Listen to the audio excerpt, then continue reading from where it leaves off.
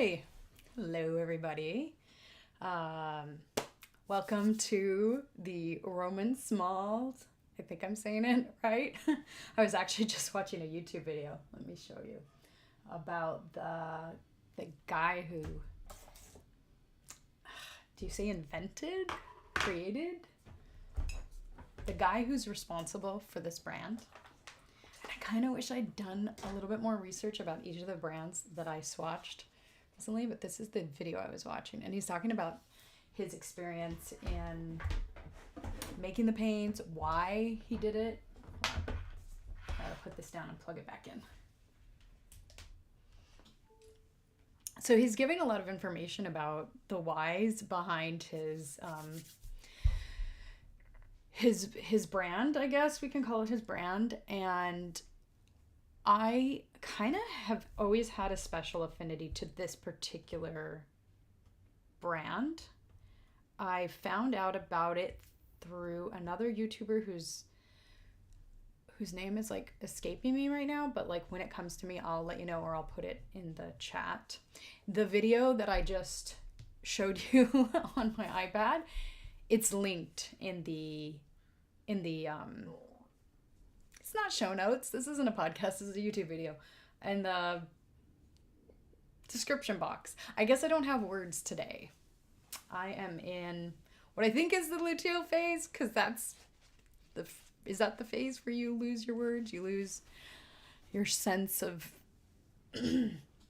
everything sometimes. Okay. I'm going to switch over to overhead only so that you can see what we're working with here today.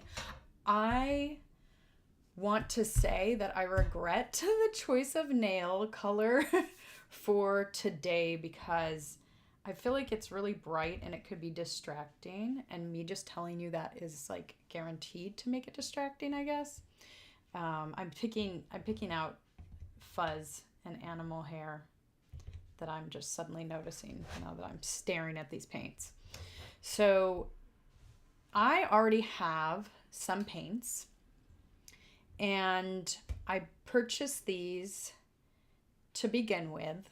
I don't know, maybe 2 years ago. I've done a couple paintings with these, but I don't completely remember which ones. I'm going to start labeling my paintings. I'm going to start labeling my paintings with what watercolor I use, because to me, you get super different results depending on the brand. Paper's probably more important. The brand of watercolor paper you use is probably more important, but the brand of paint that you use is also going to affect things. Now, the thing about Roman Szmal is that most of it is single pigments, and the guy who's made them, I'm sure most of the people who make paints, they studied chemistry, I would hope. They kind of know what they're doing. But anyways, this guy particularly said that he did, and he's got a lot of, he seems very thoughtful about how he did his paints. If I had realized, I was actually looking for like a Wikipedia article or the webpage, and I couldn't find one. Probably because these paints are made in Poland, and probably most of the information about them is Polish, which I wouldn't be able to read, and I don't know how to, I didn't find out how to say watercolor in Polish so that I could Google it and get the appropriate website. But I did find a YouTube video where he's just talking about why he made them, and I'm like, that is so cool. Arlebeen, that's who introduced me to these. That's my dog clicking around the room. She just came in. I woke her up from a deep slumber to ask her to go to the bathroom, and she did not. So I may have to run out because she's geriatric, and yeah, I can't really hold it very long. Like, I put her outside. She opted not to urinate. Okay, so these are the wrappers for... What? I'm sorry, but I've been messing with these for like, I mess with these all the time, and this has never fallen off. So I look at it all the time to like remember what the color is or something like that. So what I like about these wrappers is that they're there's really good information on them. Very thorough. If you've watched any of my other swatching videos, you know, sometimes I'm like, I don't know. I don't even know like what the opacity is. Like they won't list that. I'm going to have to go look on the website later and figure that out.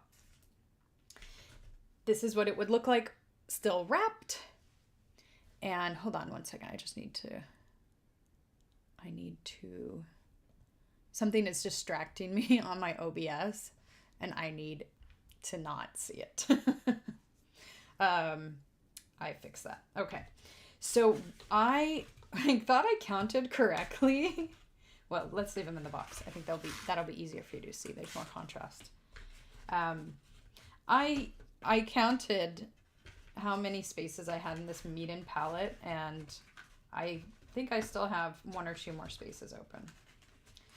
When I ordered these, so I ordered these ones probably around pandemic time. And then these ones I've ordered within the last year, and I've honestly been waiting. They've been sitting there waiting for me to open them to when I could film a video about it. But because I got so behind on all my editing, it just didn't happen.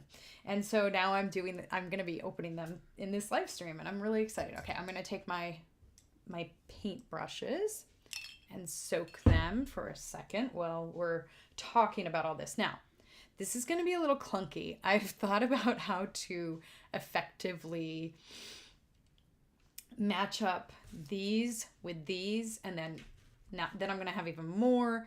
I think it's going to be really awkward. That's one downside, is that when you have 2 paints, the tube has the information on it, and you can just squish it out of the tube and you're good, right?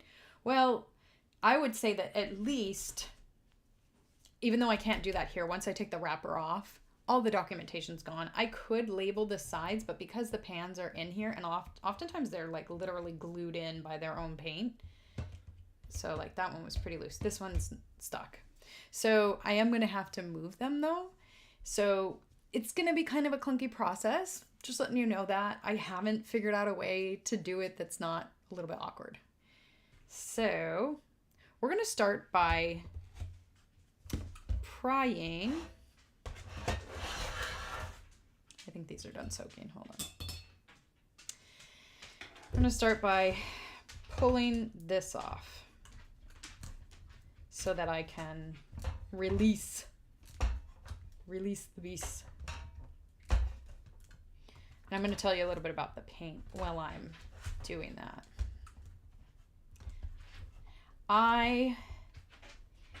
I've heard other artists say this, and I don't know if it's just like confirmation bias, but there's kind of something a little bit magical about the paints. They're just a little bit different. Now, granted, all paints are a little different. And I really don't actually see that many. I need to get a paper towel. I'm going to dip this in my water and then just clean up my hands. I don't want to be contaminating any of the paints. And we may have to go and clean some of these, probably just the yellow, but my red looks pretty contaminated. There's no tubes for this brand. He was just going to explain in his YouTube video why he chose pan paints over tubes, but I didn't get that far. So I don't know. I don't know why. And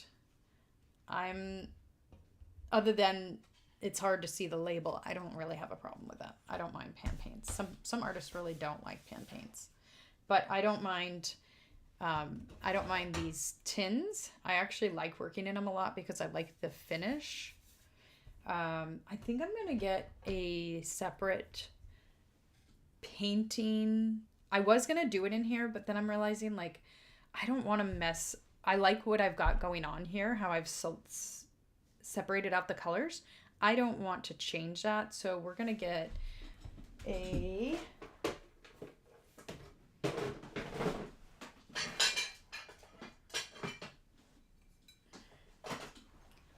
get these two.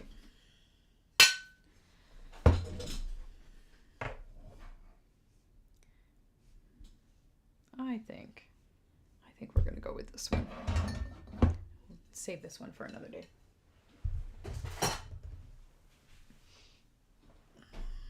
Okay. I'm torn. I really don't want to unwrap these until I've been thinking about this like probably for more than 24 hours, and I just can't think of a nice way to do that. Oh, yeah, and for any of you who haven't watched any of my swatching videos before, I'll be using this as my reference for like what's important. But today I've pinned it for you, so you should be able to see it the whole time. I hope it's large enough for you to see. Let me see if I can make it a little bigger for you. I'm kind of not. I'm thinking if any of you are watching on your phone, it's going to be really tiny. Okay, maybe that's a little better. Okay, so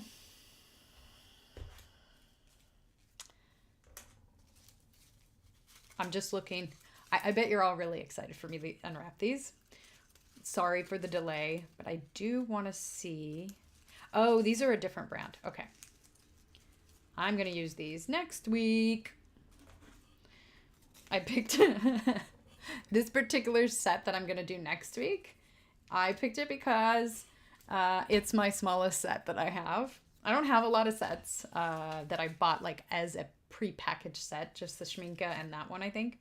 And I picked it because it was small, because next week I will be on my period and I'm always tired. So tired. So I don't want to stress myself too much. I hope you guys like the crinkly side of the paper. Okay, just making sure that we don't have any of the, what is this other brand? It doesn't say in English. It says it in I think it's Russian. It's a Russian brand. You can guess which one it was. And you saw a little paper. So if you know it, you can write it in the comments. So I'm thinking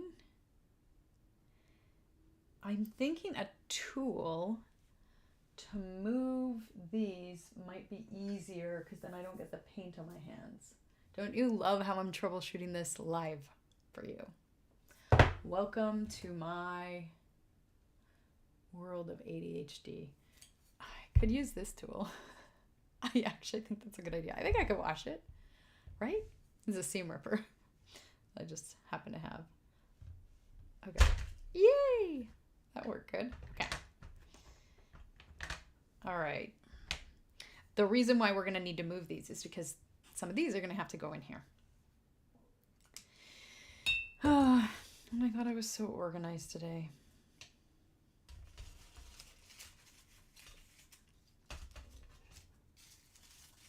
I think what I'm going to do is I'm going to ignore these for now.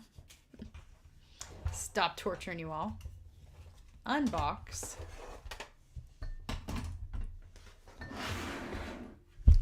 And unbox these.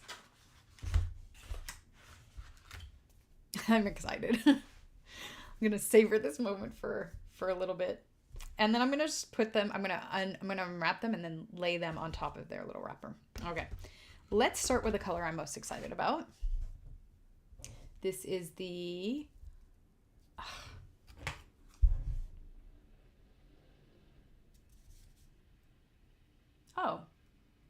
Oh, they don't have the name. Oh yeah, okay. And I don't need the magnifying glass for this, but let's see if this helps you.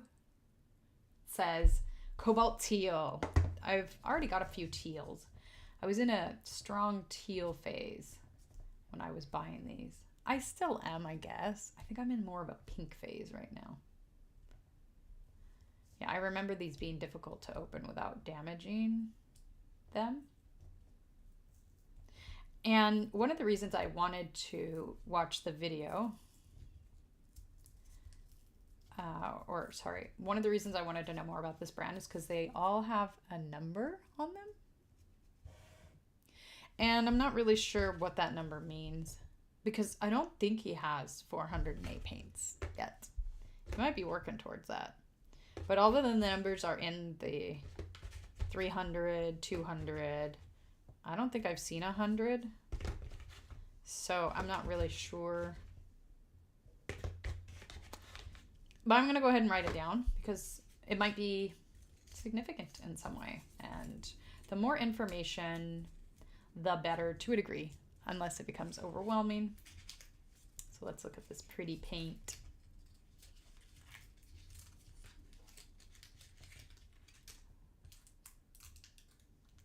Oh, that is pretty. Oh, I love that. Is it showing up? Is the color showing up well on camera? I hope so. That is gorgeous. And I think it'll be a good addition, even though... Here, does this show up better against white or black? I think the black looks better. I'll get this out of the way.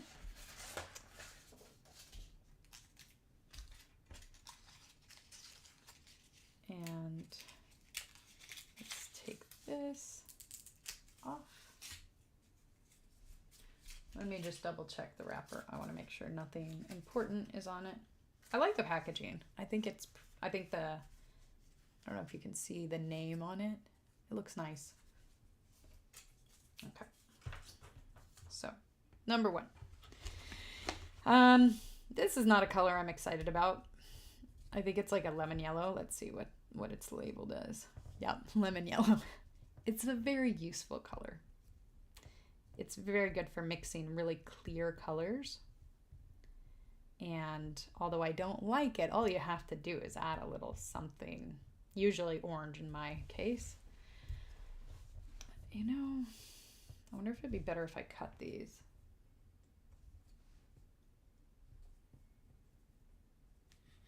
Like if I just feel like this is going to take forever. Oh, you know what? The seam ripper might work better than cutting.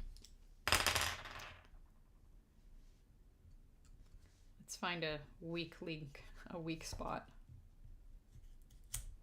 Okay, that was much faster. So he said the Roman Szmal, that's his name. I don't know if I'm saying it right. It's also really hard to spell. It's hard for me in my American mindset. I actually just love to, I feel like I'm opening a candy. It's kind of making me hungry for candy, which I'm not even like a huge candy fan. That's actually pretty. I don't mind it. I don't know why, but lemon yellow is usually a bit overwhelming to me. And let's go for the other yellow that I picked up. Where did it let me cut it?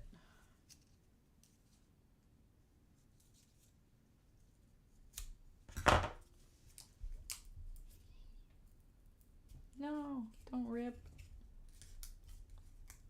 Stay in one piece.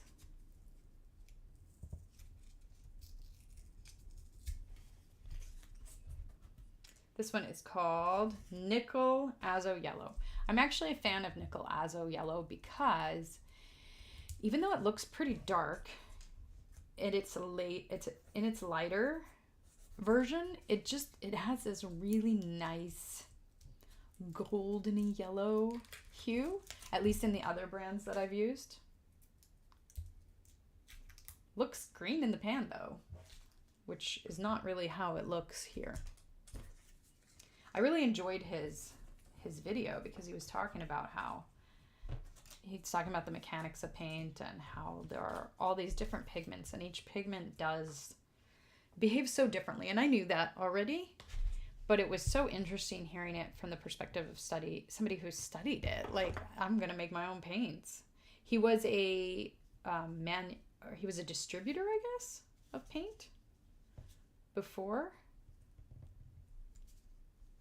I really want to cut it where the line already is, and it just doesn't want to let me. Oh, did it let me? It's just a little thicker in that area, so it's a little more stubborn.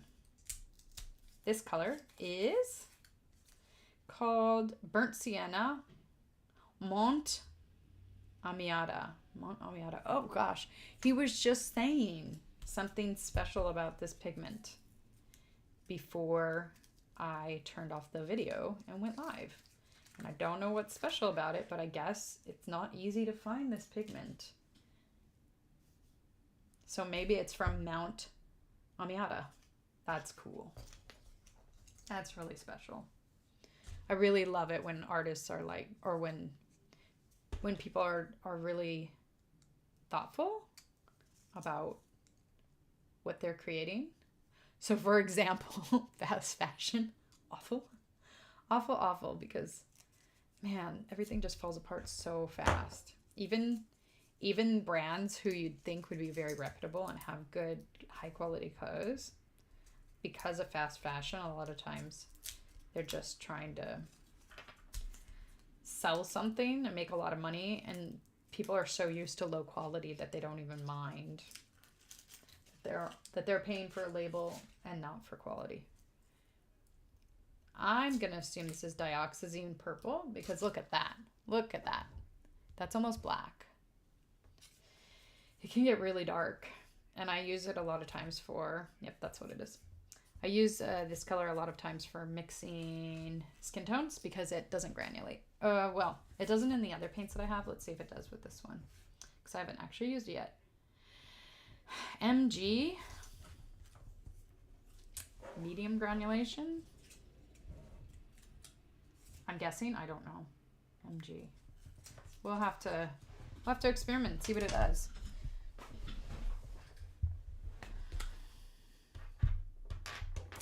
Okay, so the next color we've got is Cobalt Blue. Cobalt Blue is one of my favorite blues for a long time. And I don't know if it's still my favorite. I like blue just fine. But I don't know if it's my favorite blue anymore.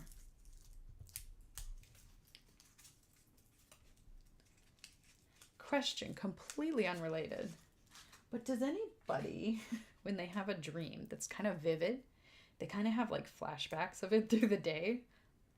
I had a very vivid dream about my old house, and I keep like seeing it in my mind randomly. That is pretty. Oh, I do like it. Oh, I wish I had clothes in that color. I mean, I might. I think I have a shirt that's in this color.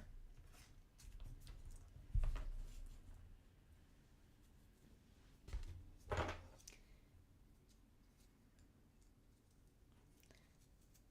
thought it was silly of me to keep this in my... This is my like favorite pencil stash that I keep on my desk. And I thought it was silly to keep a seam ripper in there, and I kept thinking, oh, I'm just going to take this out. It's just taking up space.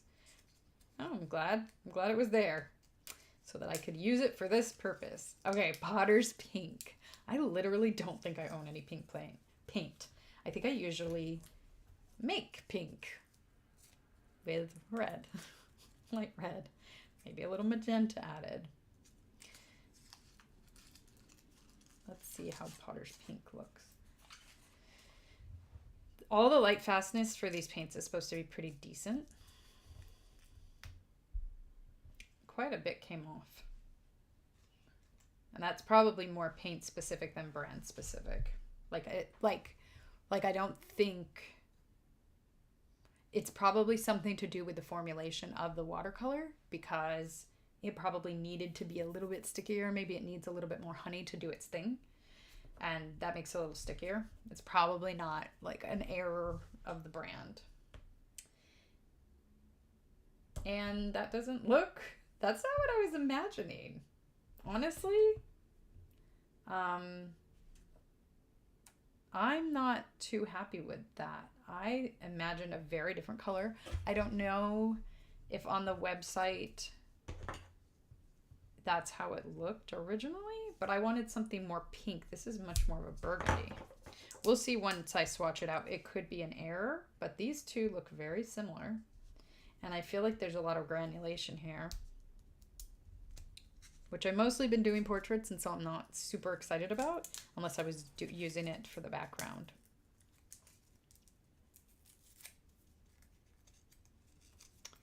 this next color that we have is Cobalt Green Light. Anything with the word cobalt in it, I feel optimistic about. Cobalt's supposed to be kind of toxic though, so just heads up. I accept that. But you maybe want to know that.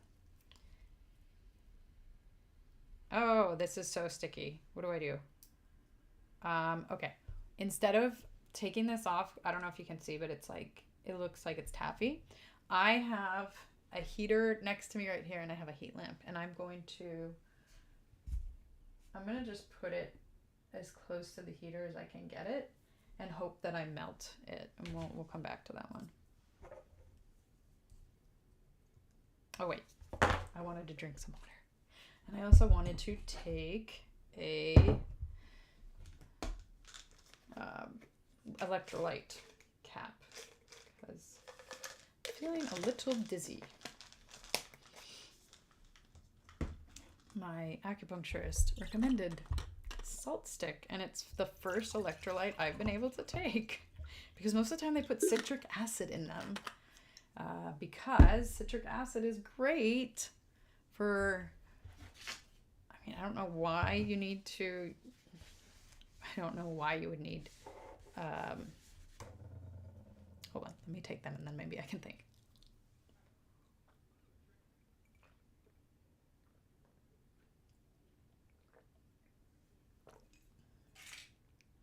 It's a preservative. Citric acid's a preservative. Unfortunately, it's also kind of irritating to me, probably because it is derived from yeast or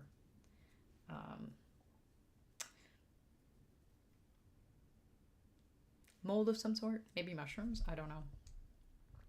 But I can't handle, I thought I became allergic to my favorite ginger candy, and it turned out that they had just changed the product manufacturing and it now had citric acid in it. And I was like, oh my gosh, why am I getting sores in my mouth?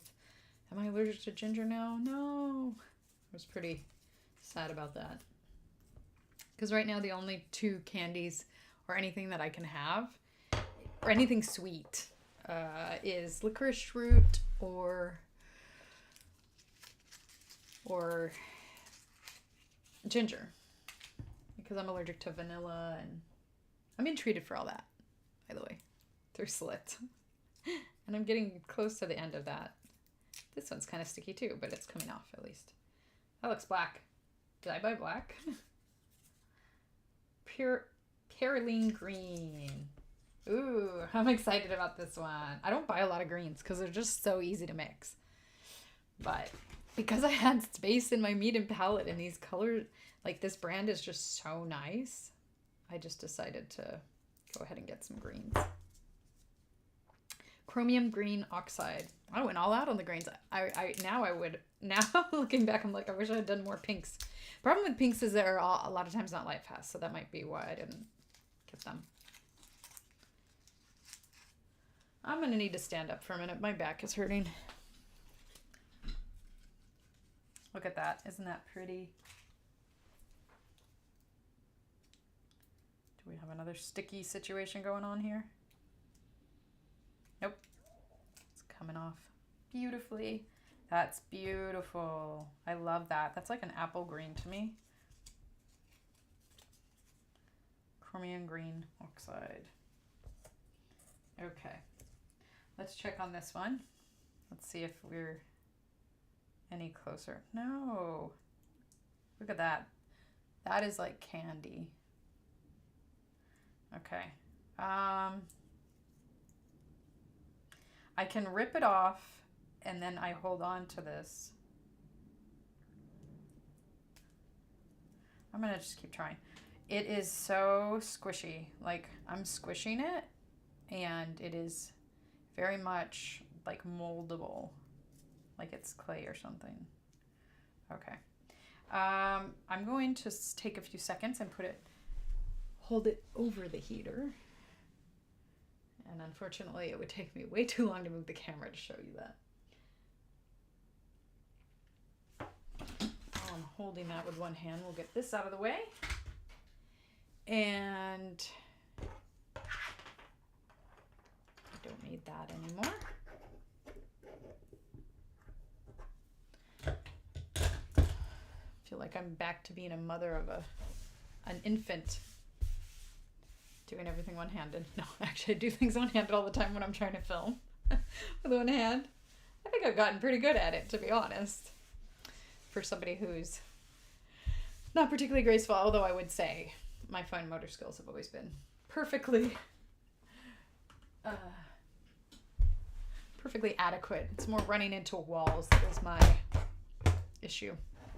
They just appear out of nowhere. Like I've never seen them before. Like I didn't know I lived in a house with walls. All right. I so desire to keep these segregated, but I don't think that'll serve our purposes here or my future swatching. Oh, I'm so frustrated. Okay. Oh, you know what? I wonder if making it cold would be better. Let's try that. I'm going to put this on the windowsill.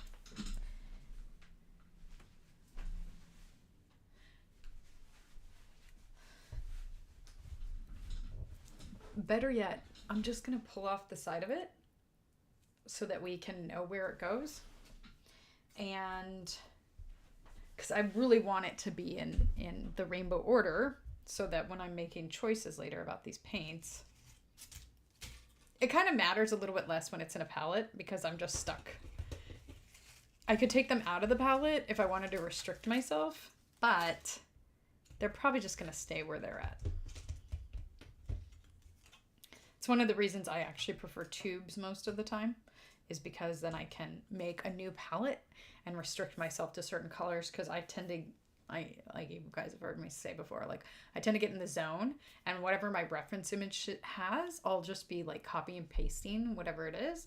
And then later I might add my own colors, but I'd rather from the start be using specific colors and not get distracted by the image in front of me.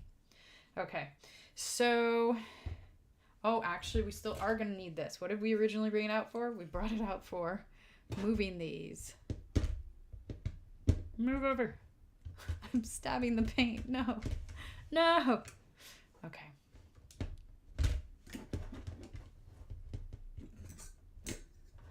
I know somebody came on here and they were like, oh, you have such a calm vibe. I was like, really? Okay. I like things to be cozy. But I don't know if I personally give off a calm vibe.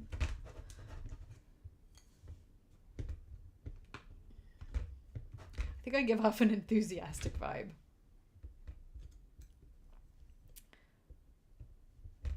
Okay.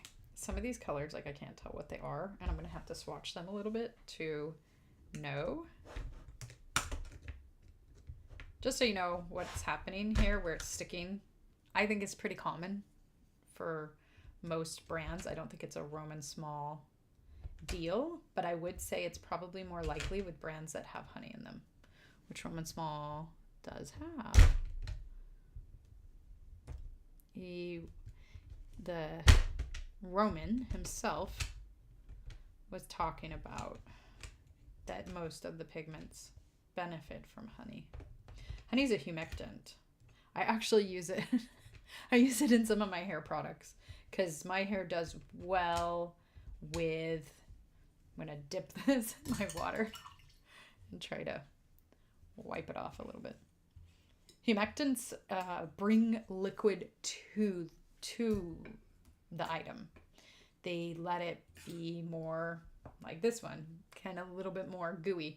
When it comes to hair, it actually helps the hair curl because it brings water to the hair and gives it kind of its maximum curl. And then because, I don't know if most of you probably know this, but humidity makes hair curl or frizz, you know, depending on your hair type or whatever products you have in it.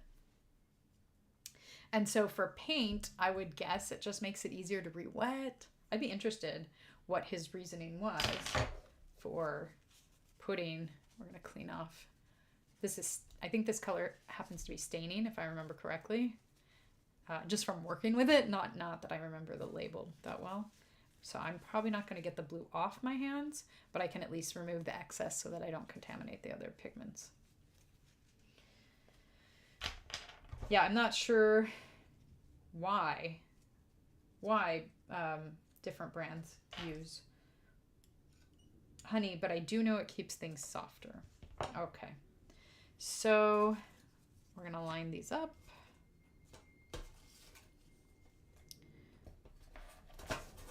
We're going to have to do a little bit of like pre-swatching. Where did that one go?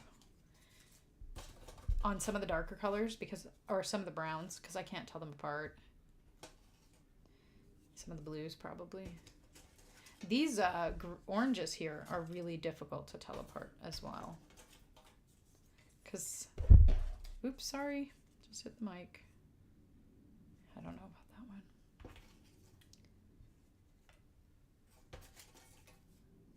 I think that's the one. What color did I get? Hansa yellow medium. Yeah, that's my preferred yellow over lemon. We need a reddish brown. Oh, a red. I guess it's that one.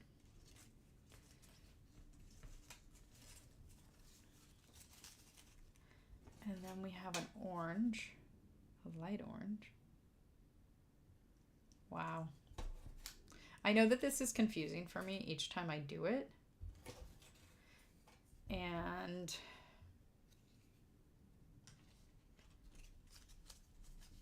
it's actually, I feel like kind of a weakness of my chosen colors is that so many of them seem a little redundant. You don't really need that many colors when you're doing watercolor. This is really much more of a curiosity about the brand than a need.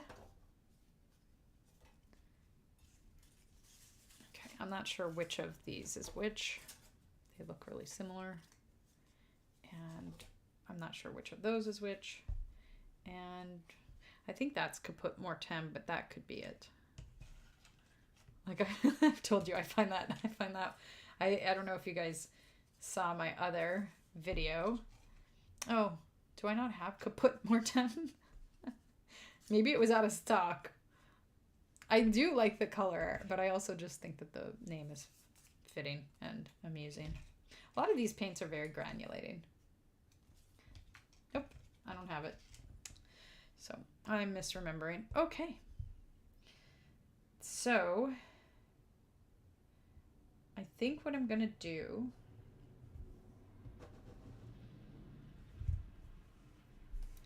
I feel like there's already too many papers down here and this is chaos. Okay, what if instead of trying to put it in right now, we organize all of this later. Let's turn all of these around. No, let's not bother with that. Okay, so we've got a purple. I think this is the only purple I have. Purple goes with blue. So we'll put the purple up here. That's not enough room. We definitely don't have enough room. And put the yellow right here. And the other yellow right here. And another blue. We'll put it over there. And pink. I'm going to swatch this like right away. I don't know where to put that. I'll obviously put it with the red, but I like to keep my whites and my creams colors. This is buff titanium. I like to keep them a little bit separate.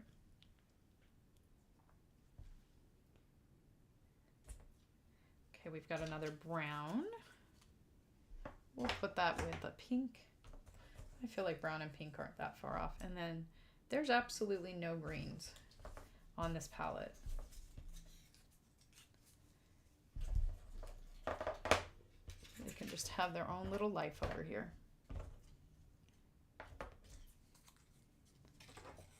Can you guys still see them? I want to kind of keep them in frame for you. I honestly did not foresee this being quite as complicated as it is. Like, I knew it would be difficult, but this is kind of stressing me out. I feel like I'm not benefiting my viewers very much right now. So I don't think we need to test them all, but I do want to test the pink. Oh, look at the way that re-wets. Can you guys see that? It just wets beautifully. Yeah, that's exactly what the package says it's gonna be. Oh, that's not what I wanted. I thought Potter's Pink was I thought it was a very different pink. I don't hate the color. It's just not what I had in my mind. I would say that's a mauve. Maybe if I add a little orange to it, I'll like it better. Let's just add the teeniest bit of yellow. That was not a teeny amount. I lied to you all. Sorry, this is normally what I would do if I was alone.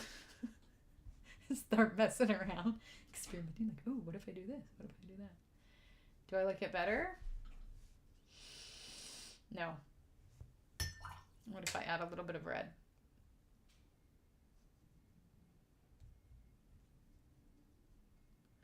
This is good. This is helping me know which red is which, because I actually wasn't sure. Yeah, I think that's the right label. So let's take some Potter's Pink. Oh, that's a little more interesting. Yeah, that's more the pink I was thinking.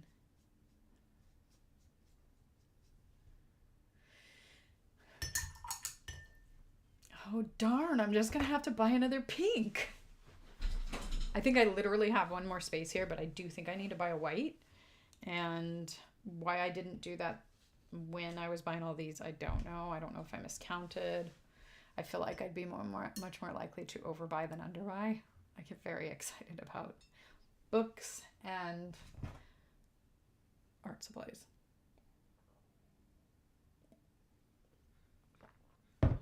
I do read a lot, but I have a lot of books that I haven't read yet because I buy too many. Okay, so let's clean off this one. I want to make sure, because we're going to start with red. And I'm probably going to have to switch my water at some point because I feel like, because we're using paint, like I'm not getting them fresh from the tube. And so my water is going to get really dirty pretty fast. Yep, I've got them correct. And if they're not like 100% correct, it's okay. But it would be best for me in the long run, because this color swatching index I'm using so that I can make the best choices possible about the colors that I want to use. Huh, that seems much brighter than that. Is that this one? But then, huh. Yeah, that's definitely not this one. I'm confused. Huh. Let's see how this one looks. Maybe this one's more yellow. Okay, so that's this one. So who do you belong to? Probably one of you guys up here. I think I didn't have enough of those. Okay. So, oh, I see. I just had an extra paper down there. I know that this one always looks more yellow to me than orange. And it doesn't look yellow once I put it down next to the actual yellow, but when I'm just putting it by itself, very light, it always looks a little bit more yellow to me, and I remember that confusion, so that's probably why I mixed those up. Okay, so we've got these so far. Do we have any colors that we're going to be needing to add? We need to add this green. Okay, we're going to take out the titanium. We're going to actually swatch that first. So we need to fit. Do I want to put titanium next to red? I don't. I don't mind putting it next to yellow.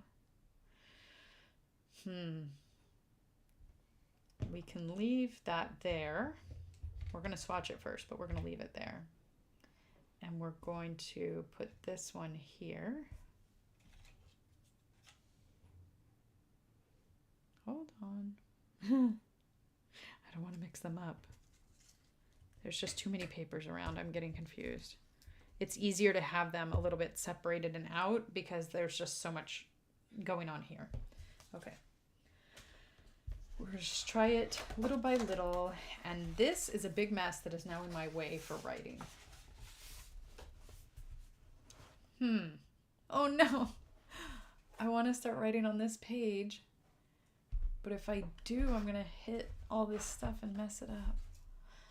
Oh, I don't think there was a better way to do this, but I'm feeling kind of frustrated. What if we start down here?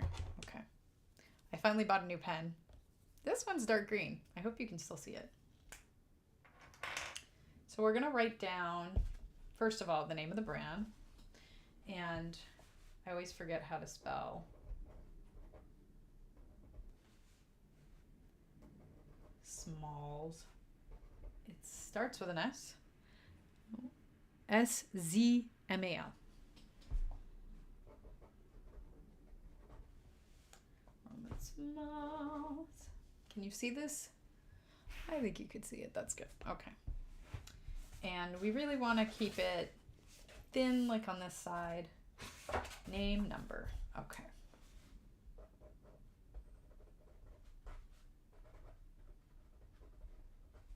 And the first one we're doing is titanium, buff titanium.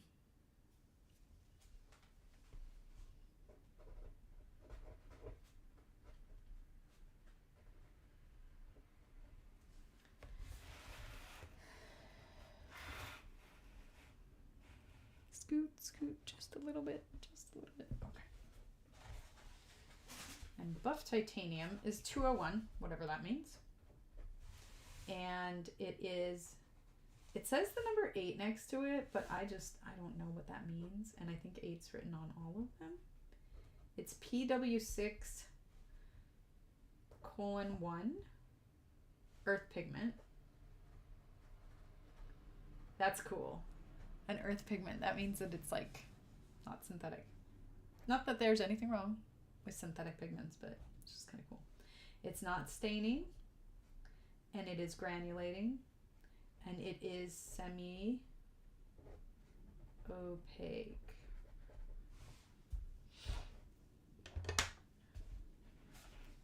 This is a lot less fun when I'm cramped into this little tiny space. But at least you guys can still see. But it's like, oh, this is so awkward. If anybody has any suggestions on how I could have made this less awkward and you guys could still see what I'm doing, let me know. I love this color. I think it's so nice. And it's nice because it is semi-opaque and you can color over it.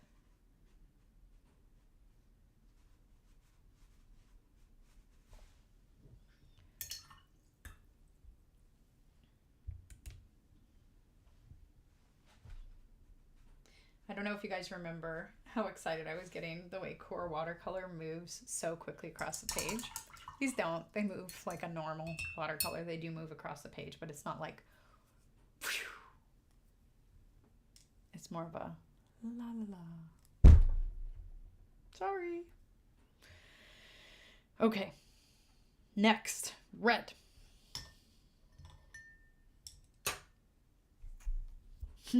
I got out this thing forgetting that I'm literally doing pans. Like I washed these. There's memory issues here. I washed these a few days ago and I was like, oh, I might need them for my swatching. Then I was like, wait, you're doing pans. You don't need it. And I was like, that's right. Put them away. Then the beginning of this live stream, I'm like, oh, I might need somewhere to put the paint. No. No, you don't. You really don't. Okay. One down. 522 to go. Oh, I didn't write the number two. Oh, I did. Right, okay. So this one is Aquarius red. Ooh, I remembered that. I didn't remember about my palette, but I remembered the name of some watercolor from 5 years ago.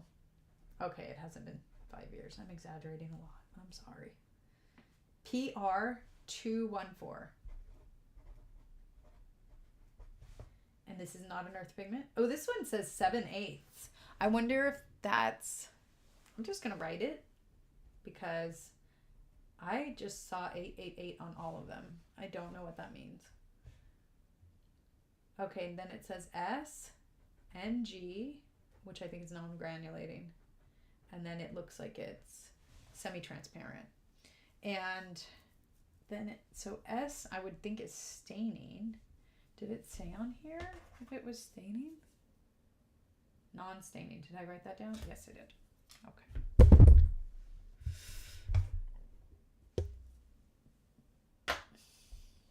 I'm trying to be as graceful as possible. And I just feel that I'm not capable. I'm doing my best, but I think complete awkwardness is going to be how it goes today. I feel like you're not getting good lighting with this in the way. Yes, I could move that all out of the way, but then I would probably mess up the organizational system that is precariously balanced. Let's see if you can see how it spreads. I feel like there's a bit of a glare. But red's a good color to see how watercolor moves. There we go. It's moving gently, slowly, which is great if you're a beginner artist. You don't need it to move that fast. That would be super annoying. Okay.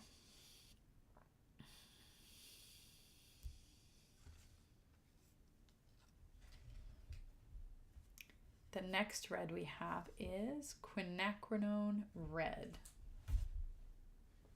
Where'd I put the pen?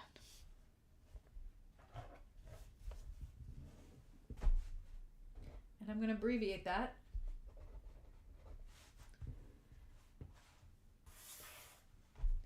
This one's another 8, whatever that means. And it is PV19. It is staining, non-granulating, and transparent. That's actually super useful to know because if you're gonna, all of these are useful. What I mean is I'm glad that it's non-staining because then I could use it on top as a, what is it called when you just do,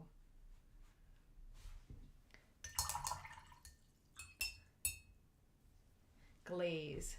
I could do a glaze with it and it would go really well. Oh, that moved quickly. Probably more to do with the fact that I had like a lot of water on the page than the brand, but this particular one might move faster because the particles are smaller. Wait, it's staining, yeah. So the particles will be smaller. So they probably move easier. Okay, next up, we've got transparent pyrrole orange.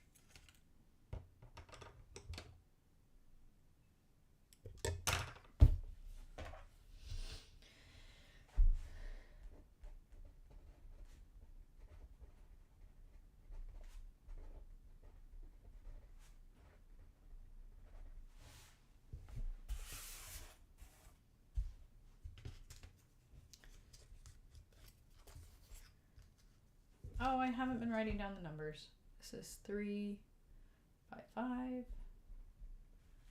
331, 323. I did write that down.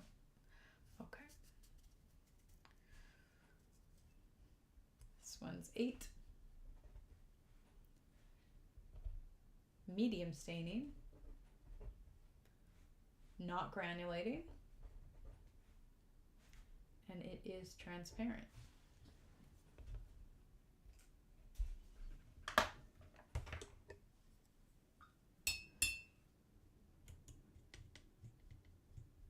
Hope this isn't dirty. Okay, I know it's dirty. I hope it's not too dirty. So dirty that I am unable to get an accurate color reading from it.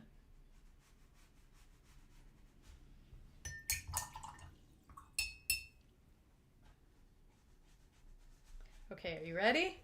We're gonna touch the water to it and see how fast it moves. I'm gonna guess quickly because it's medium staining. Nope, not as fast as the red. Maybe because, yeah, let's tilt the page, then you move faster. That's cheating. That's not science. Okay. Next is permanent orange.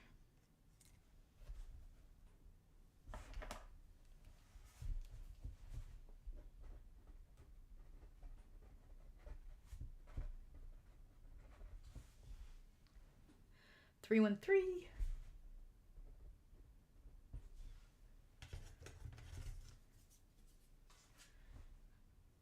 PO59. Oh, I didn't write the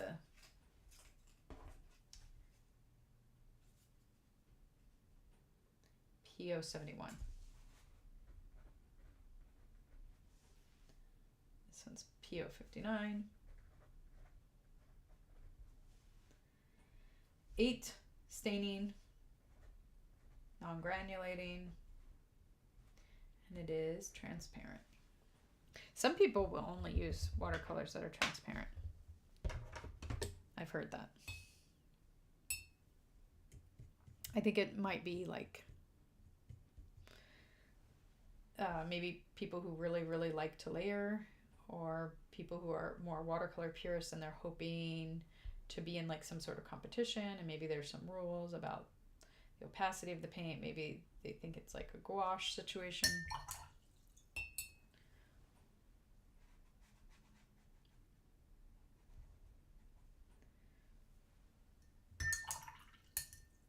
Okay, I'm going to stand up again because everything's hurting today.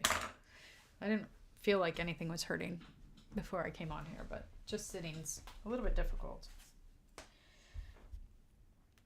Okay, now, question is, let's swatch this one real quick and see where it runs on the yellow scale. Did we already swatch it? I don't think so. Yeah, it should go, over here. Our first placement, our first attempt at organization. So I'm going to pretend this one isn't here, and that would just be the natural progression. Oh, I shouldn't have placed it. I should have waited until I swatched the other 2 yellows. But it's fine. Hopefully I'll remember. So the next one,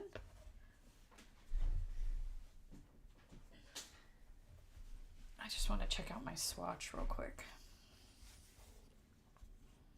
I want to make sure I have it in the right order. Huh, they're actually not in the right order in the pan. I may need to switch them out, but that would be difficult right now because of all these papers around. So we're going to just check this one again. Huh.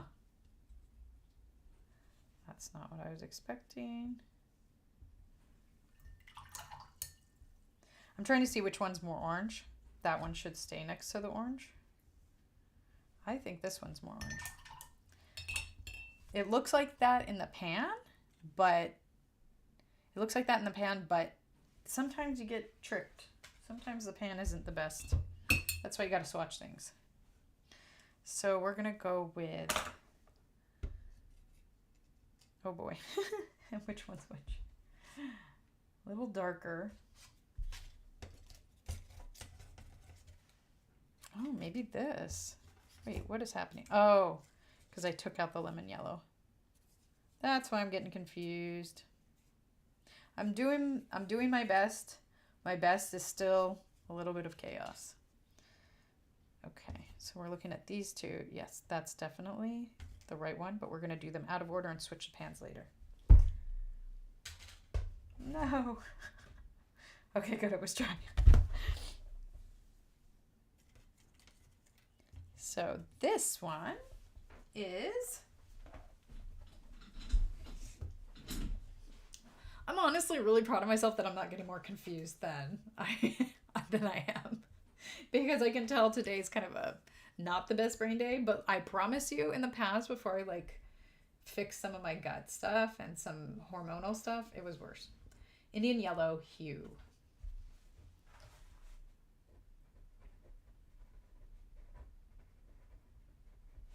I thought people had stopped naming their paints that, but maybe in Poland it's not as controversial for whatever reason. No.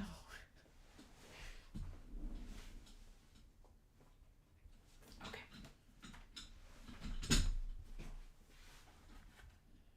It's 307.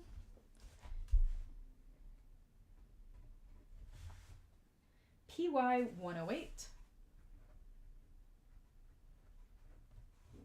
It is 8. Medium staining, non-granulating, and semi-transparent. This is my favorite yellow in some browns, but in Roman Szmals, maybe it's just dirty, contaminated by other pigments, but it's not really my favorite yellow. I mean, don't get me wrong, it's not bad. I like it. Huh. I'm finding it odd that it says it's transparent or semi-transparent, because it seems semi-opaque to me. Like, it seems closer to opaque. A lot of yellows are. I'll oftentimes use a yellow at the end of a painting as a sort of a white to add highlights. I don't do that as much anymore just because it's not the vibe I'm going for, but I have in the past. Okay. Next, we are going to do Hansa Yellow Medium.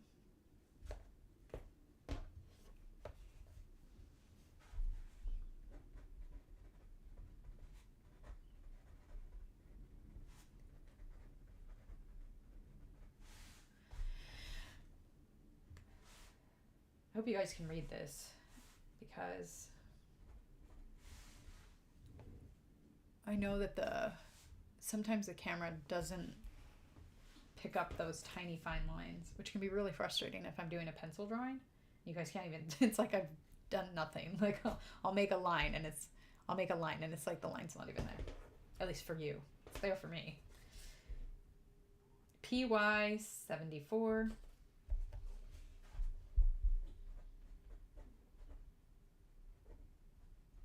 Now, what's interesting is this one is marked as a 7.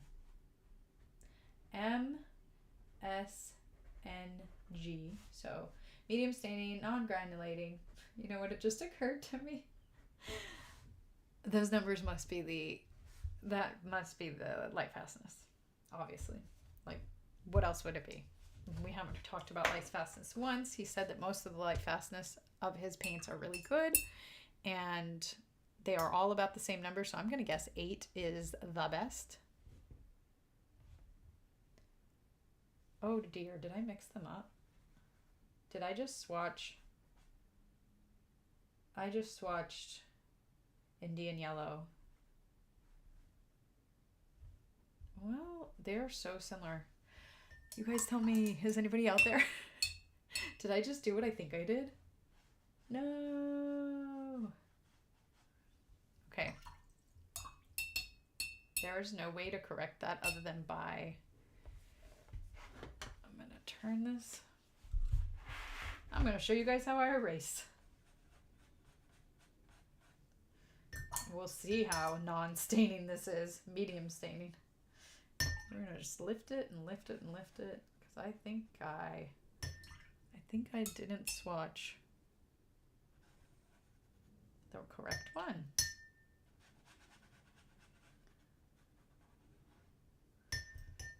Where's my paper towel? The paper's getting oversaturated with water, and this isn't great paper, so, or it's not watercolor paper. It's mixed media paper. I thought it'd be good for a swatch book because I have more than watercolor in my art supply arsenal.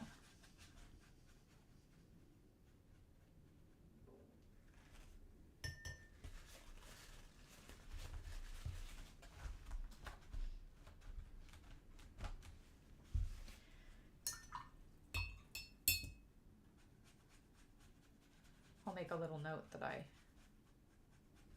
mix them up.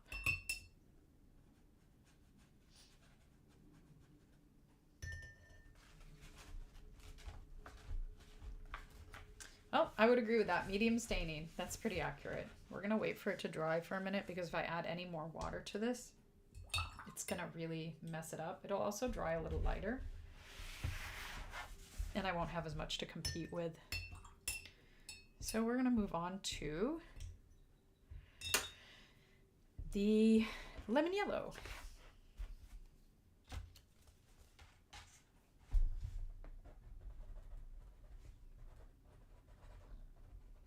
Well, I'm proud of my brain for making sure it's doing things in order, because that's not always my strong point. 204. And it is labeled 7. Medium staining, non-granulating, and it is semi-opaque.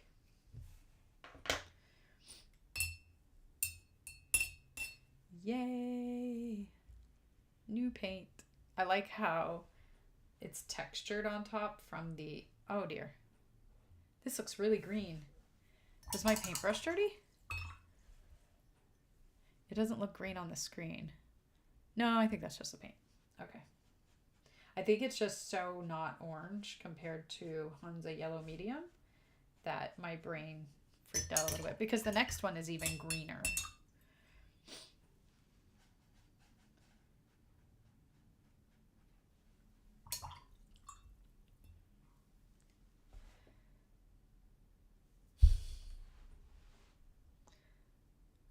You know, I'm thinking I should switch the browns over to here because it doesn't make sense because we're going to be going to greens here and the greens are over here. The way I set up my palette was fine with the colors I had, but it doesn't make sense with the new colors.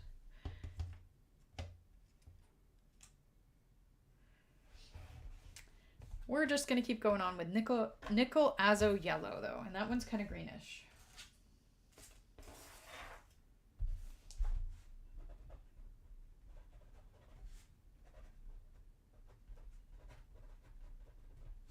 But it isn't green until it's more yellow when you add a lot of water.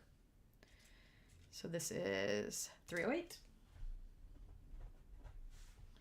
And my hair is in the way. And PY 150.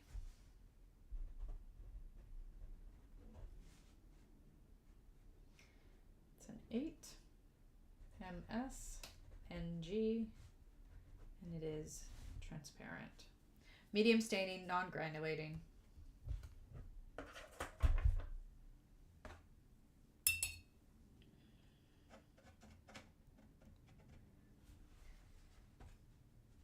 Can't wait till we get to the other side of this book.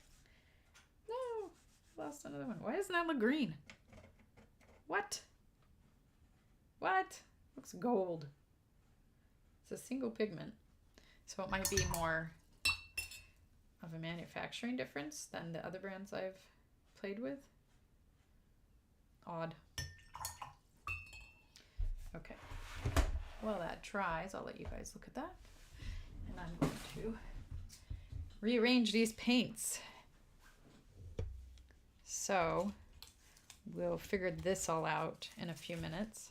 Let's remove hair. You'd think it'd be my hair in these things, but my hair's long enough that it's not usually the case. It's usually cat hair, maybe dog hair. Dog hair's pretty long, but cat hair's quite a bit shorter. And I need some more water.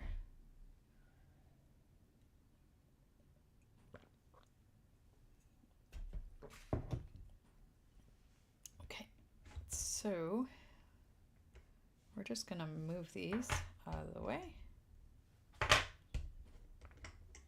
And I'm gonna clean this right here a little bit because there might be some brown and reddish colors.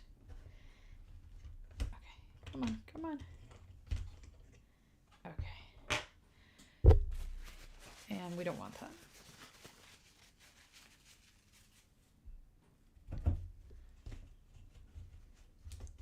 We don't want whatever's on this to mix up with. And I'm going to move these greens over to right here. Or maybe right here. Let me think. Do I want it in a zigzag pattern? I don't think so. The funny thing about colors is that you've got your hues, which is the direct color, right? But you also have the intensity of the pigment. And the intensity of the pigment might be really different. And you can, or it might be a mixed colors. Like a lot of browns and grays, you're like, where would I put you? A lot of times I'll put grays next to the blues, but you need to have purple next to the blues. So, okay, you get to go there. And the next green, that is a very dark one. That one looks, which one looks the most blue? Probably that one. That one looks the most pure green. Do we have any other greens? We have these ones, but they are venturing into blue. So we're gonna go with this one that is stuck. And this might be an okay way. I know that's kind of awkward for you guys, but I think it's awkward no matter what. This might be easier for me to write on now that it's more at the bottom. Okay. So we've got cobalt green light.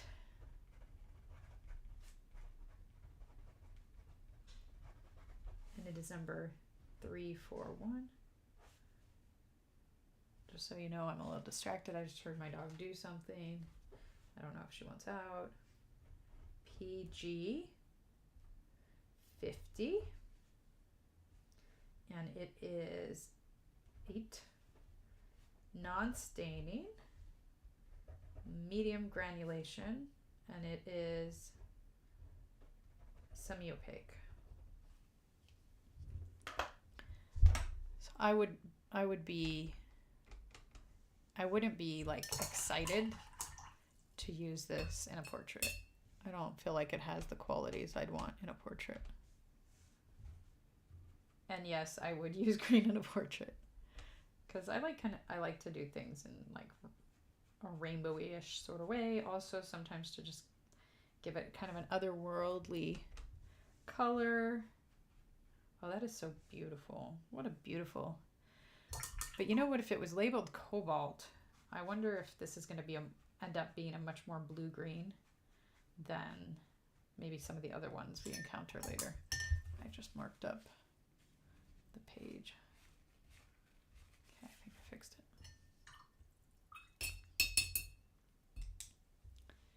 it. We're going to just do this one next, primarily because it is a lighter color than the other one. Sometimes that's how I organize. Stay in your lane.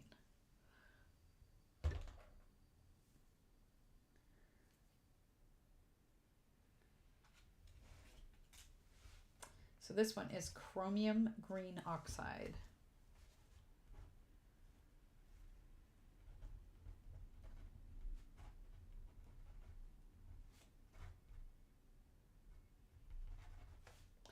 Two 229, and it is PG-17, 8, non-staining, non-granulating, and it is semi-opaque. Let's see how this looks once we actually swatch it, because I'm getting a little bit surprised by these greens.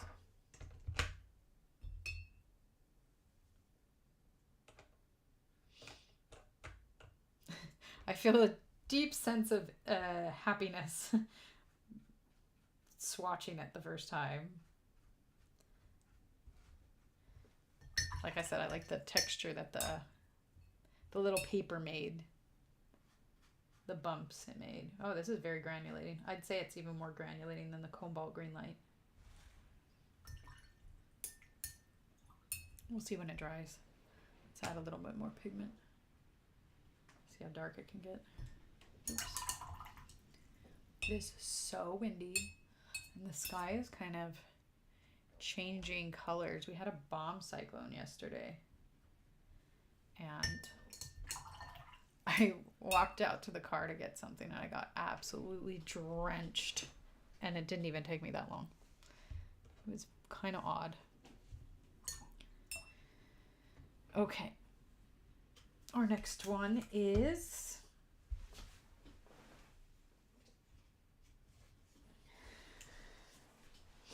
it doesn't seem to be raining, it's just windy. Our next one is Pyroline Green. Is that how you say that? Pyroline? My hand is wet. I need to wipe it on the little rag so I don't mess up my paper. Oh, look at that. When did I even touch that color?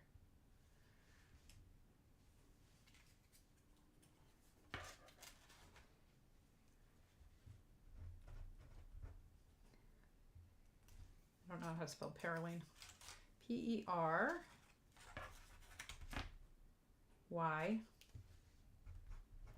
L-E-N-E. Okay, I guess I do. That's how I would have spelled it. Pyroline Green. 409. PB 30. PBK 31. 8. Medium staining. Non-granulating. And it is semi-transparent. Oh my gosh, that is so uncomfortable. It's such an awkward position to be in. Paintbrush. Where it belongs. So of course I couldn't find it. This one's much smoother. It doesn't have the wrinkles in it from the little papers. Oh, that's beautiful. And all of these are single pigments, which is so amazing to me because they just have such complexity in them. I wouldn't say that they seem like they have more than one color in them, but they have a lot of depth to them. That's what the word I'm looking for. The Roman, the maker, he said that he originally made them and then put them into art supply stores, and they said originally the people were like, we can't sell these, they're not good, right? And he got feedback from the artists to do better. I think that's super cool. I'm gonna probably go wash my hands with soap and switch on my paint water. And are we almost halfway through? Yeah, I'm gonna go do that, and I'll be back in a minute, okay?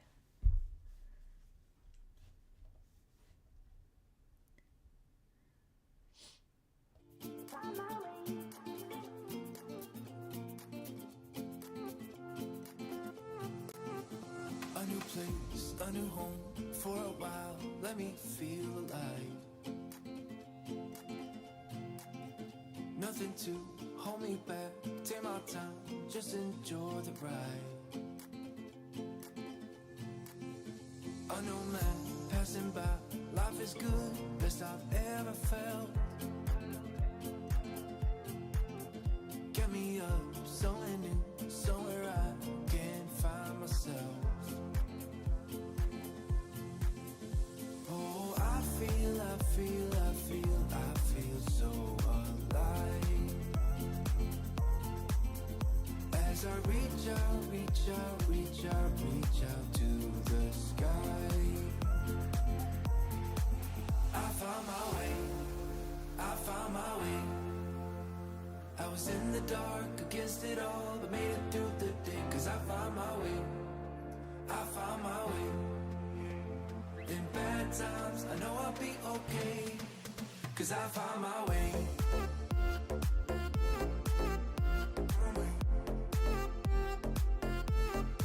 Cause I found my way.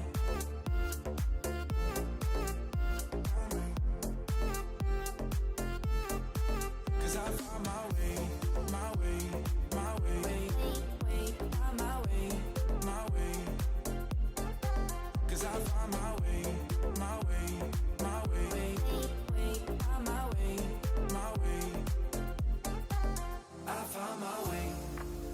found my way. I was in the dark against it all, but made it through the day. Cause I found my way. In bad times, I know I'll be okay. Cause I found my way.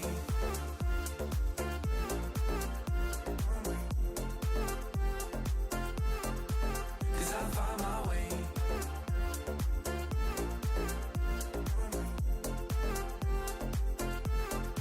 Cause I found my way.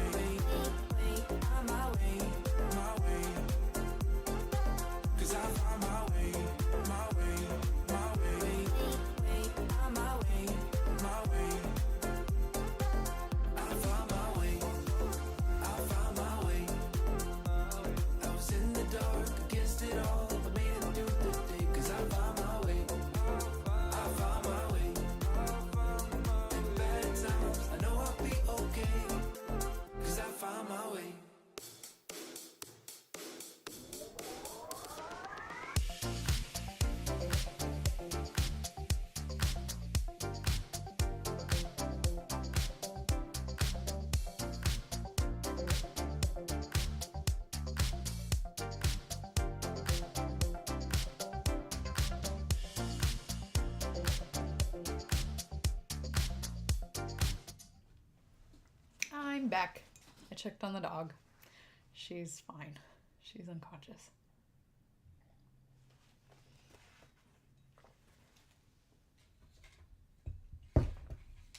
Sometimes I try not to fill up my water that high because if I forget to put the lid on it, the cat's less likely to be able to reach and drink it. But in cases like this where I'm going to have to change out the water, I probably have to change it less quickly if I put more water in it. Let's throw this away.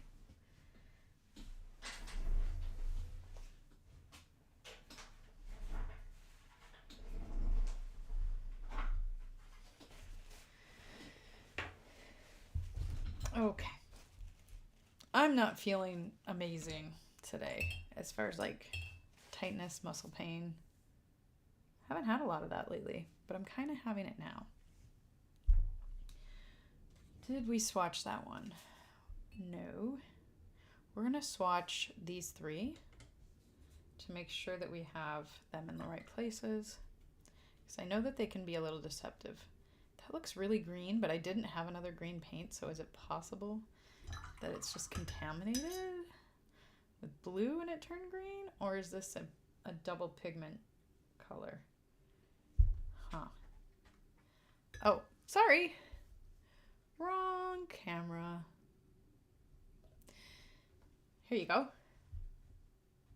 That's definitely more green, right? That's the second one. Okay, and then let's check this third one. Oops, I should have cleaned it off a little bit more.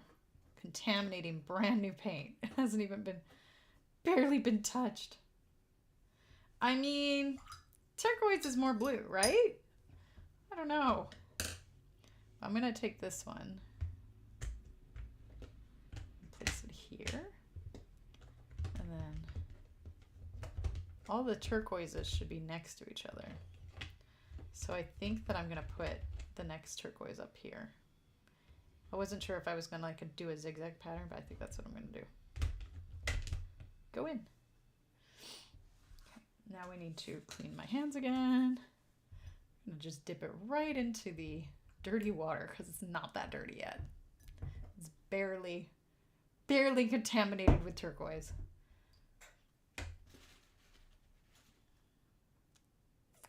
Okay, so which one's which? These don't look that much. I'm getting confused. They don't look that much like they're.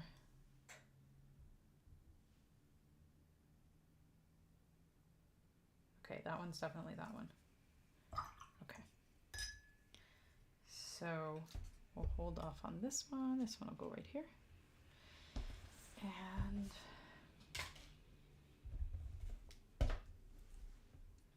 doing so much problem solving today.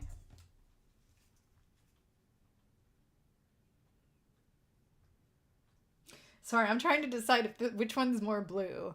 And like, do I want to switch their order? We're just gonna leave them the way they are. If it's wrong, it's wrong. It's okay. And you know what? I don't think we need these reds here. You guys have a while before I don't even know who's who. And it's gonna be a while till we get to you. So you can go over here. We do know which ones are matched up that are new.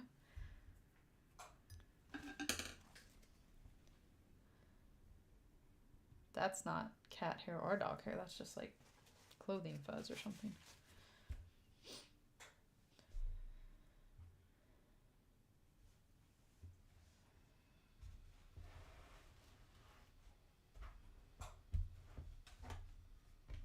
So this is cobalt turquoise.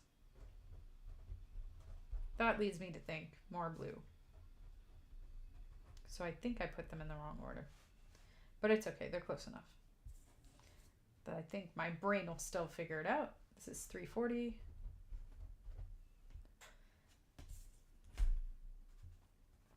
PB36. 8. MS. Medium staining. It is granulating. And it is semi-opaque. I kind of like that. As you can see, I've used this one a lot.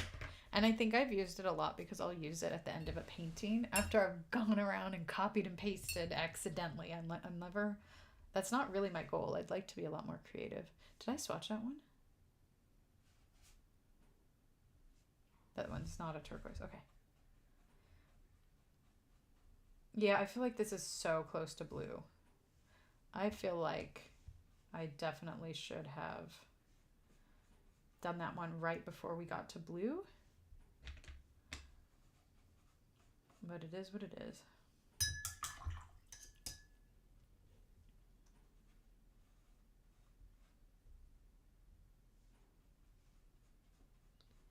I mean, maybe it's a very equal amount of blue and green. I don't know. What do you guys think? Is this accurate? Color accurate? I'd say it's pretty close. Okay. Next.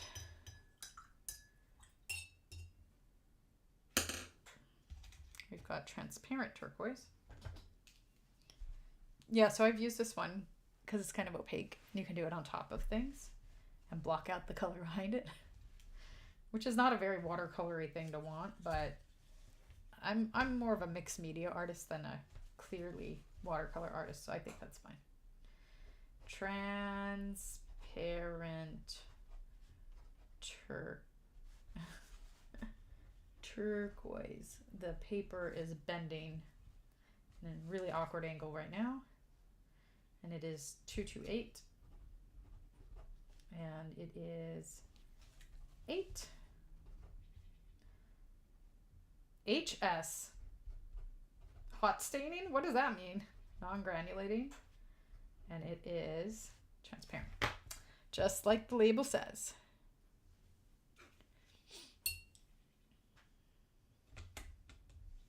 I use this one a lot less.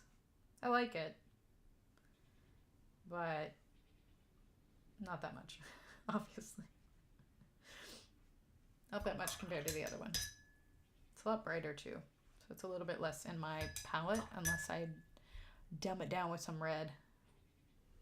I'm on to the other side! Yay! Whee! This has been so uncomfortable. Oh, okay, we're gonna stretch first before we like actually move over.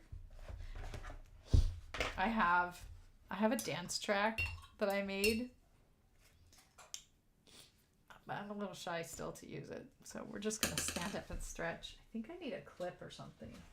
This is trying to close. Can I reach it?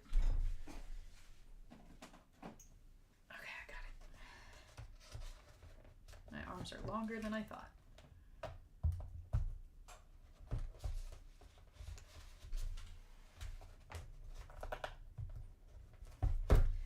Voila.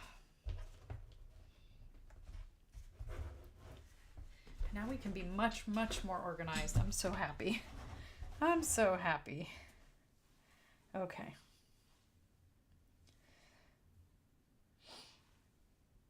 We already swatched the teal, right? I'm just going to do this standing up for a minute because I am uncomfortable. I mean, that's like very blue.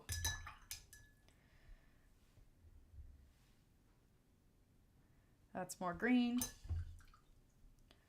And I think this one's more red. Yeah, it's closer to the cobalt. But I would say like more purple. So we're gonna take this one. This one's very staining.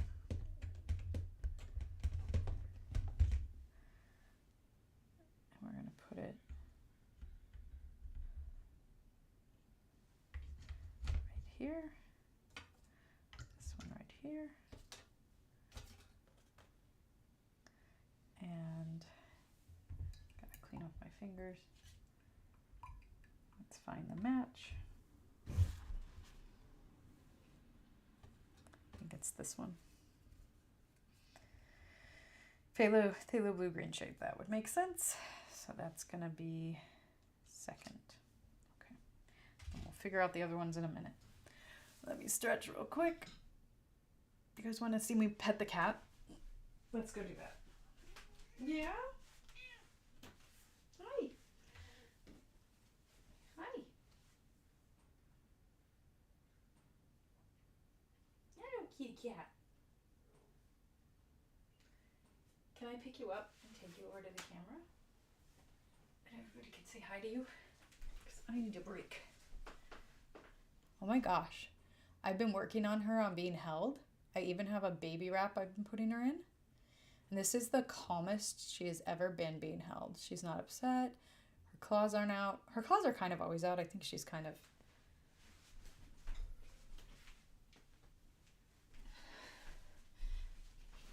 I don't think she can physically put her claws in. Okay, I'm feeling better. I don't think she can put her claws physically in because she will... I'll find them. I'll find her claws inside of her little bed there that she's in. Occasionally I'll find just one randomly on the floor. I think they literally get ripped out because she can't, like if I'm holding her and she gets upset, her claws will get in my clothes and I have to help her get them out. She can get them out. I mean, she's like 7 years old. She knows how to do it, but she's not great at it. And it can be awkward depending on like if I'm wearing a loose knit or something, it could be really hard for her. And she gets stuck on other things too. Like I really highly doubt she'd ever be the cat that would climb the curtains because she would be really struggling with getting her claws out of the curtain. I think she knows not to do that. Okay, my pen. We are on to turquoise. I'm very excited to swatch this one. It looks so good in the pan. I don't like it so much here, but maybe it'll be a little darker. And what do they call it? They call it cobalt teal. I'm going to have to stand up to do this because it is kind of too far away.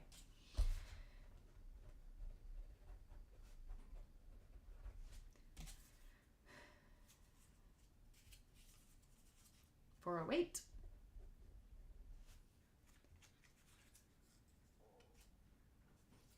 PG50. And it is 8, non-staining, medium granulating, and semi-opaque. So this would probably be one I would use at the end for painting, to add my own little flair to it after I've spent way too much time just copying my reference image. Looks great. Medium granulating, and this one's medium granulating. Yeah, I'll probably use this one a lot.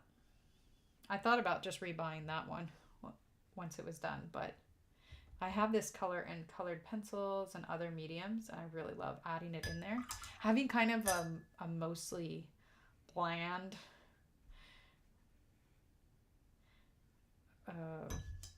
painting with a lot of neutrals in it, and then having some pops of color, brighter color, and turquoise is often one of them, and also is pink. I don't have any pink watercolor, but I do often use pink pencils. So now we're on to the phthalo green. I need to clean this up. I think I'll do that after this because I'll probably get it on my hands. I need to clean up the palette, is what I'm trying to say. Phthalo blue green shade. This is a great mixing color to use with the yellow as a some version of cyan. That's the one most often used in replace of cyan in most brands, as far as I'm aware. Phthalo, another word that I just can't remember how to spell. Phthalo blue green shade. That green shade's important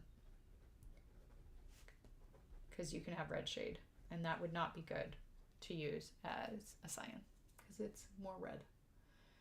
And it's 103. Okay, so we've got a 100 number. Maybe it's one of the first ones he made. Maybe it's the number 3. Maybe he just adds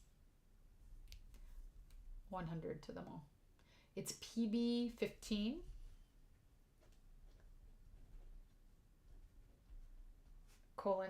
:3.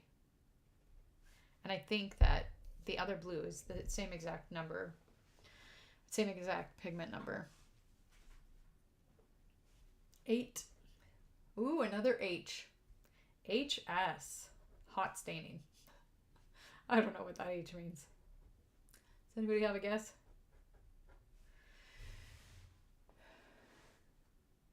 And it is non-granulating and transparent. A lot of people like to use this color for skies when they're doing plein air because it's not, it's pretty transparent and it can give you the look. I don't know. I haven't seen a blue sky in a while, so I don't remember what it looks like, but yeah, I guess it kind of looks like this. I think the sky looks really different depending on where you're at. The sky in Kenya has a very different blue than even the summer. Ah, okay, I see the culprit now. My paintbrush has some black on it. Okay, we can fix that. No problem. How did that get on there without me noticing?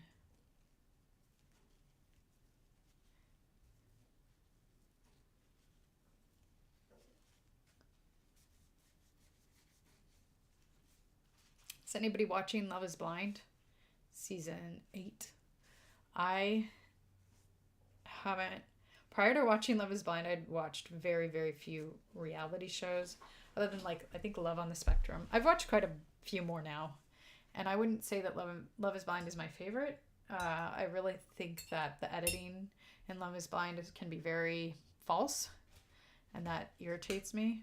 Not irritates, it cheapens it. It makes it so that I don't enjoy it as much, because it's like all the stories are so cool, and if you edit it to make it seem like something's happening that isn't, I don't know. I'd just rather hear the real story, even if it's not as dramatic.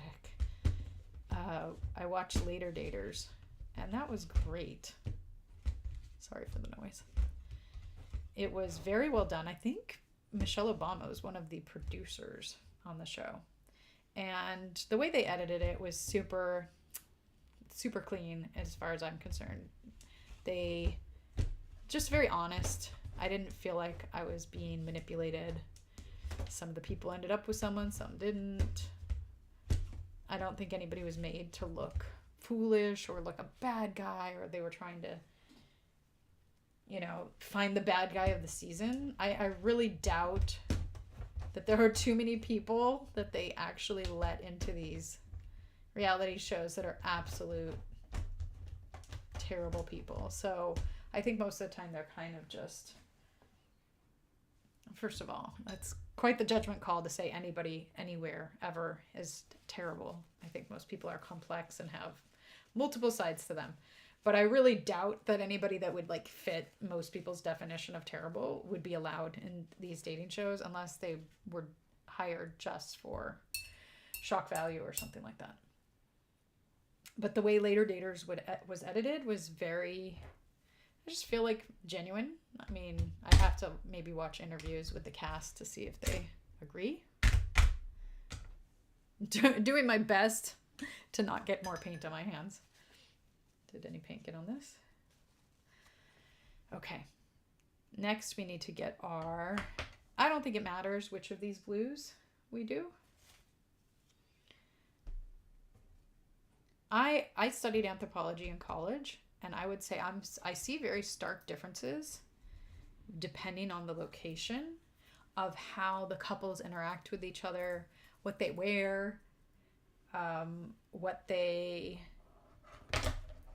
there was one season that had a ton of domestic abuse cases that came out after the show. And that to me is super disturbing. And I'm not going to say which one because I don't want to throw any region in the US under the bus. But it was wow, that's so many. It was a cause for concern for me, for the culture of that area. And I feel that the people there aren't getting the mental health services that they need. Not that anywhere is, but they seem very, very bereft of mental health services. PB. Oh, sorry. Let's talk about the paint. We've got Cobalt Blue, a new one. Yay! And it is PB28. And it's an 8. It's an MS. I'm going to assume that's medium staining. It is granulating, and it is semi-opaque.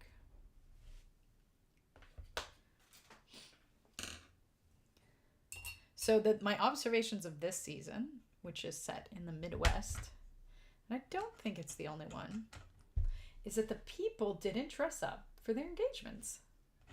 I didn't think they were dressed up. A couple of them were wearing heels, but it was usually with jeans and a shirt of this material, just very basic kind of cotton. I haven't seen all the engagements yet. I'm pretty behind. I did not watch it when it started coming out.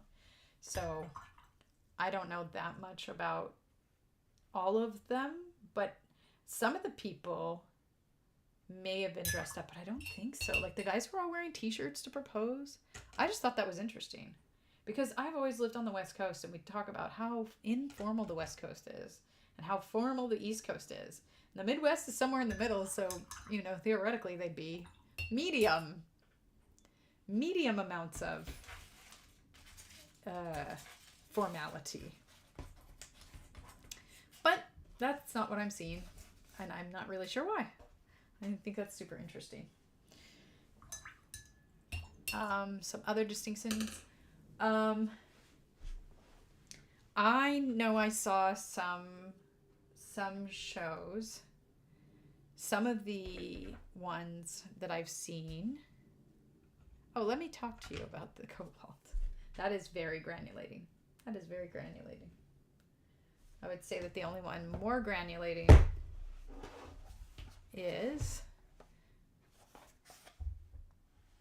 I think this one's just as granulating, but it maybe is harder to see in the when you put more pigment. But this one, that's very granulating. I think you've got a lot more variation.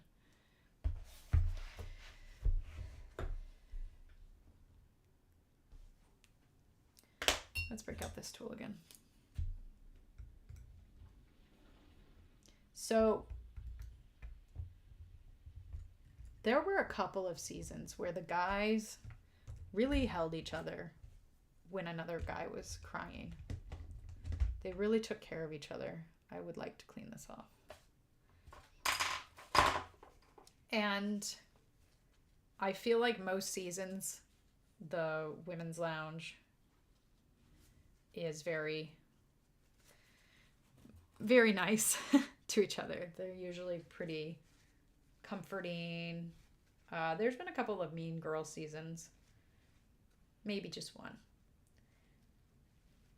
But there's so much variation in how the men will treat each other. And this one I'm not super impressed.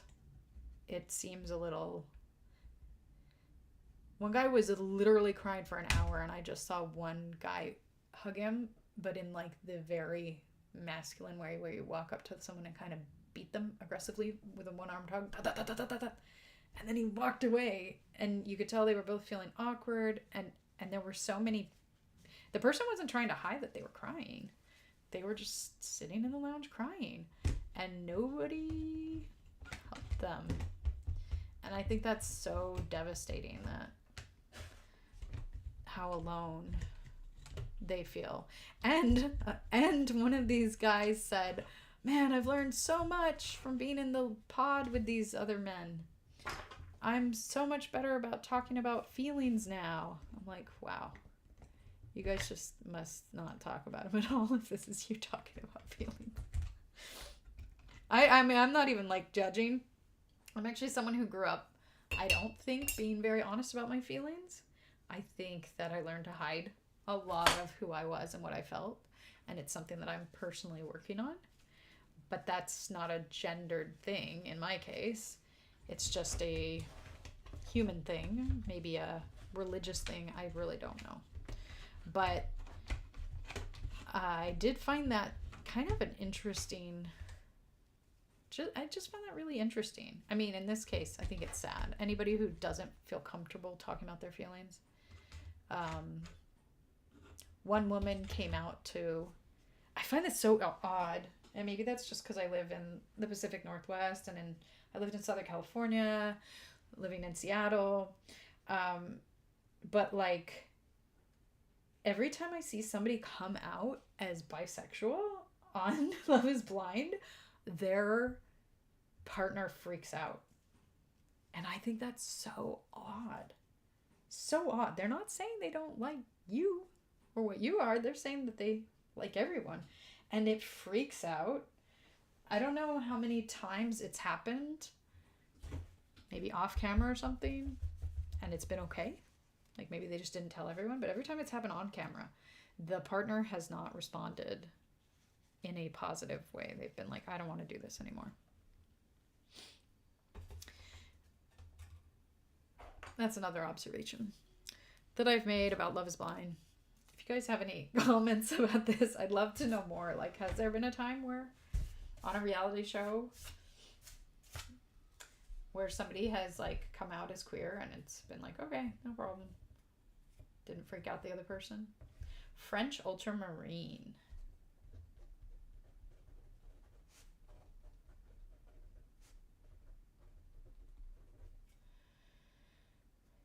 $221.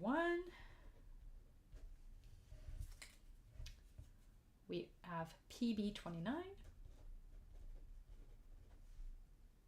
thought I had phthalo blue red shade, but I guess I don't.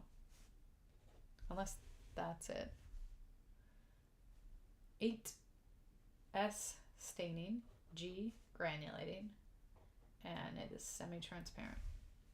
I really like French ultramarine. Well, I did really like French ultramarine to do my husband's undertones when I was doing his painting. I felt like it was the closest thing, but because it's so granulating, I learned to not like it as much. So I'm looking for either a non-granulating ultramarine, which I haven't found yet. I think I looked for it. I don't remember what happened or if I found it. I don't think I have it in my collection.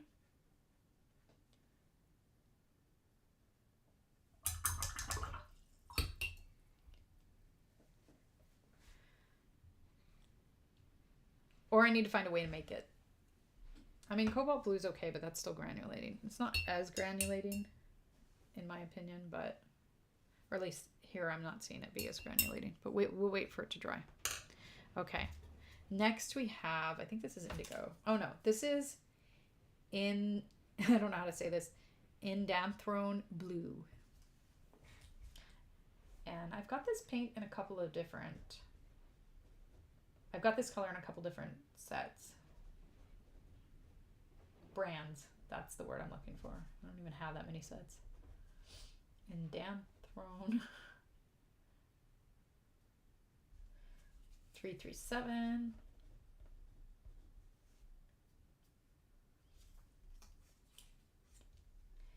PB60. 8HS NG, and it is semi opaque.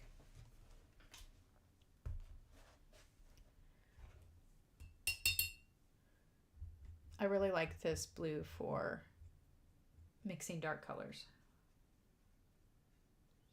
And I'd say I'd probably be pretty comfortable using this as an undertone for my husband because it's non-granulating. Would it capture his essence quite as well? I don't know. But it would probably help me get to some of the darker colors for him quicker, and maybe I can experiment with that because it is, I mean, no, it's much less bright,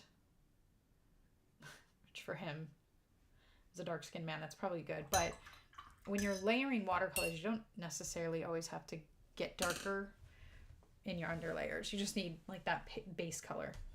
Okay. I think we're done with all the blues. I'm a little confused. I feel like I'm not going to fill this up. Wait, 1, 2, 3, 4, 5, 6, 7, 8. 1, 2, 3, 4, 5, 6, 7, 8. Oh, I'm filling it up. I thought I had one space left. I must have miscounted earlier. So we're going to go to purple now. And then I think we're going to go to the pink. And then we'll do the browns. And we'll leave black where it's at. Yay! This is finally coming together. I was like, how am I going to figure this out? So this is dioxazine purple. Dioxazine violet. Need to have some more water.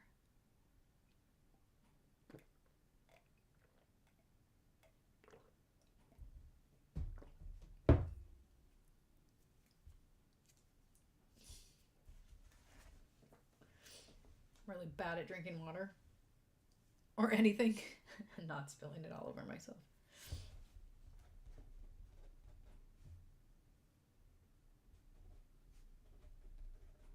Myofunctional therapy was supposed to help with that, but I don't think I do my exercises enough. It is PV 37.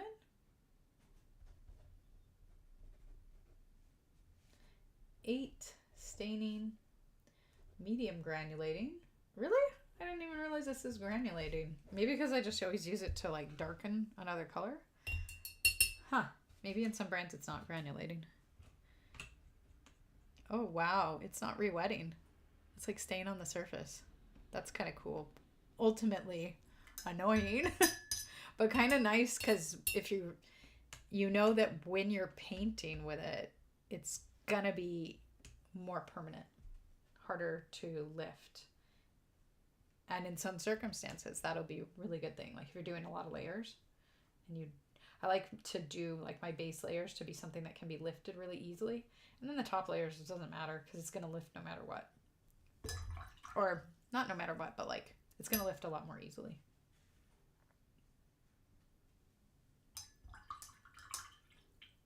That's beautiful. I don't know if it's just compared because it's next to the, excuse me. I don't know if it's just because it's next to the blue, but this purple, I like it better than any other dioxazine violet. I use it a lot of times because it's so deep, but like it can get so dark. Let me show you.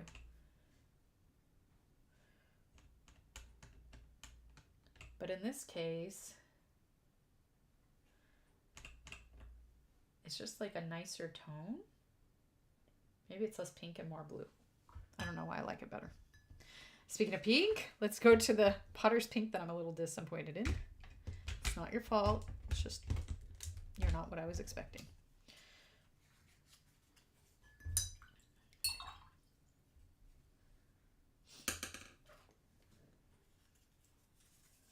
Potter's Pink. Harry Potter.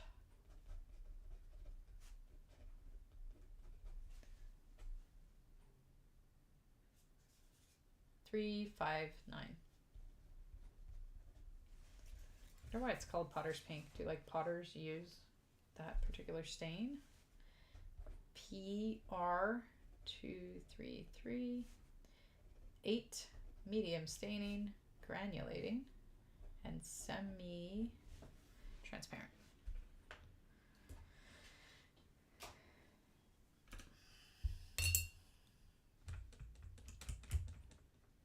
I've watched other reality shows since being inspired by Love is Blind.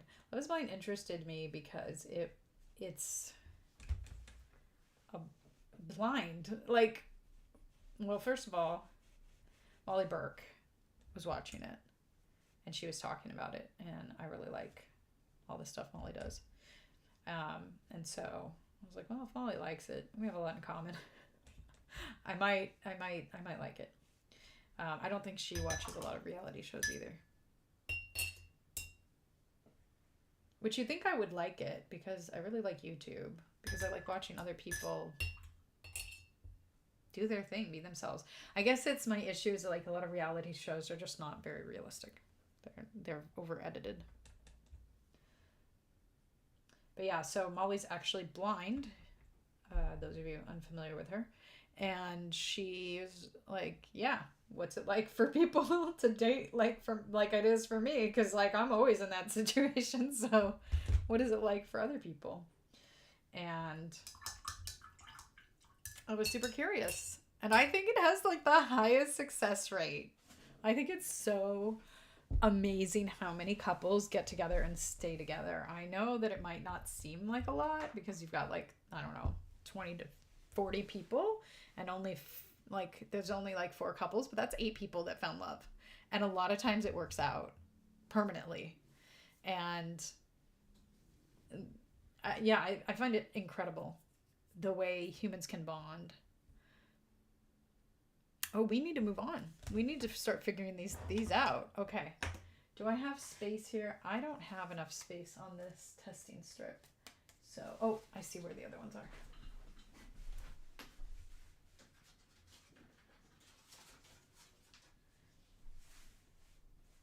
Okay, now that the Potter's Pink has dried, I'm just looking at it, mixed with the red. That's so pretty. It's still not the color that I thought it was, but I like it. Okay, so I'm just gonna look at the bottom of each of them and make sure that they're not gonna really stain. That will stain the paper. So you're gonna go over here, and you might too. Okay. I have blue all over my fingers because Phthalo blue is so staining, and it was all over the Meeded palette. Okay, so these two are pretty dark, and they are probably okay. And the other one is, oh my gosh, they're not alike at all. I remember I have to swatch them every time I use them because it's usually pretty shocking. I think that's this one. And some random orange color. I'm gonna guess it's a darker one. It's one of these. Oh, I have too many that look alike. This is not good. Okay. I'm just trying to think in the future how this is helping me. I think I need to make a swatching palette. I need to take this and swatch them and write their properties, or at least just visually be able to see them. I need to do it and then keep it in this palette because this is not going to be that helpful for me in the browns areas and in some of the blues. They're a little bit too similar. Because cobalt blue and ultramarine, these are pretty similar, I think, compared to some other brands. I'm not complaining. It's fine, but it's not. Oh, that one's difficult to re-wet. Okay. Okay, that one's more orange than that one, I think. Are we missing some of the little papers? Where are they?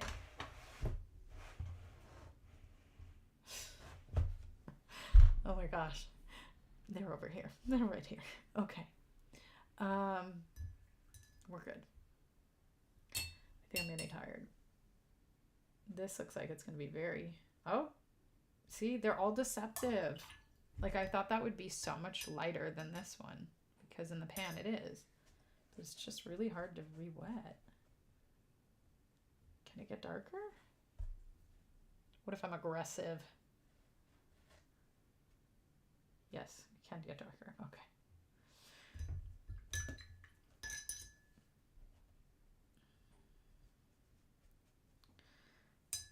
I definitely have the most browns in my, or brownie oranges. I think maybe I was trying to figure out dark skin portraits when I was buying this. I go through phases where I'm like working on bugs more, working on portraits more. Okay, these all look the same. No. Let's do this one again. What? Oh my gosh. Oh, how am I gonna figure this out? This is terrible. And embarrassing that I've bought so much of the same color. Why did I do that? Okay. I'm gonna guess this one's this one. That one. Oh my gosh. How am I gonna know? This might just have to continue off camera.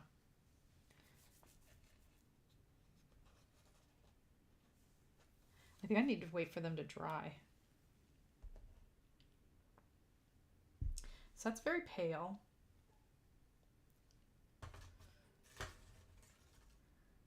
We're gonna need to darken it up so that we can recognize them.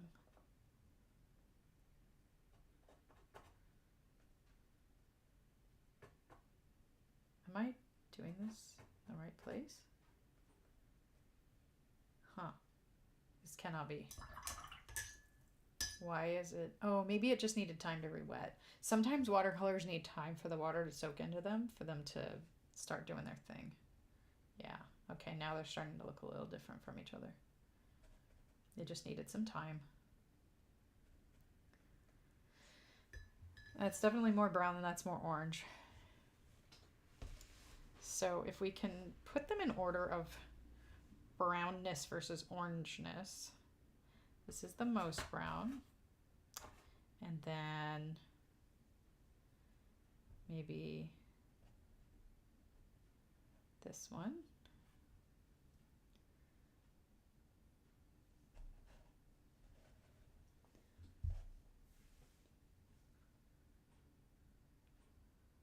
one's more red.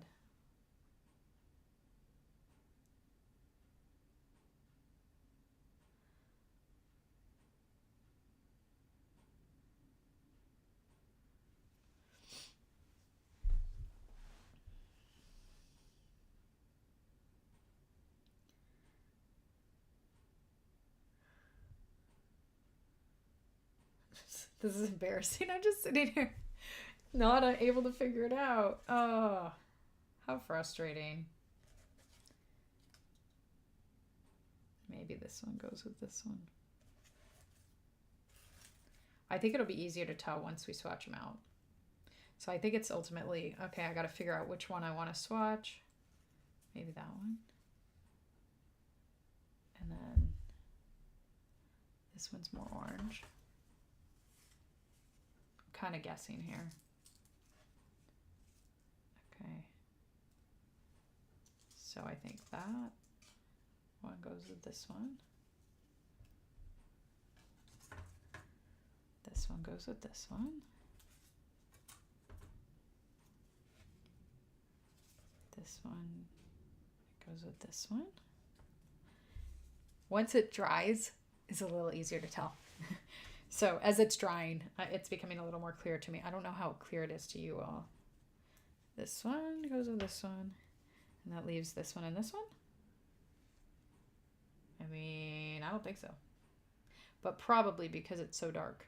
Maybe once it's dried, it'll look more like this. So we're going to just go with that for now. Okay. Then we need to decide where to put them in the pan.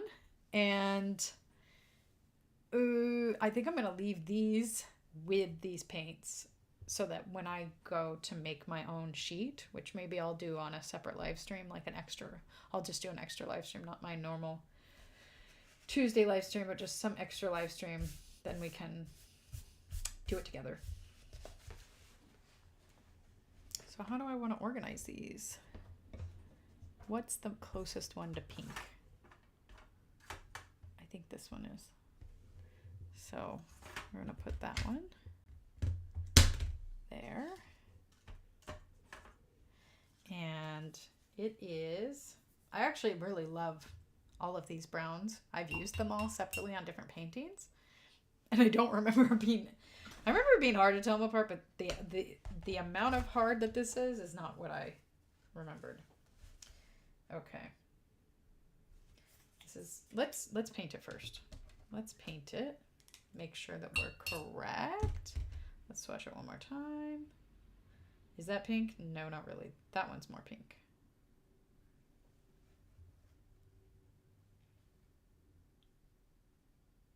Okay, you know what? I don't care if it looks pink. That's what we're gonna go with. Yeah, I mean, it's kind of pink. It's a little bit. Okay. They're just gonna have to be out of order because I'm not gonna figure this out perfectly. Is this? Oh, it is. Okay. It just looks so different once it's really been re-wetted. I guess that's good to know, right? Like some of these colors take a really long time to re-wet, and you're gonna have to spray them and walk away, or you're not gonna get the results that you were expecting. Okay. So, hematite. I also picked these because they're so many of them are like earth-based. Yeah, this is an earth pigment. I wouldn't say so many. A couple of them are. This is 240.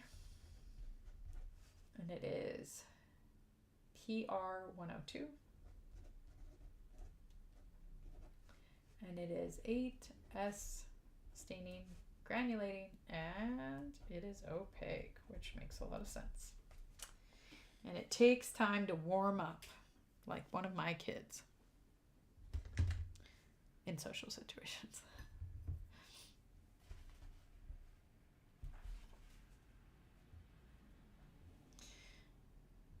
What do I want to do next? Do I want to go into the oranges? I think so.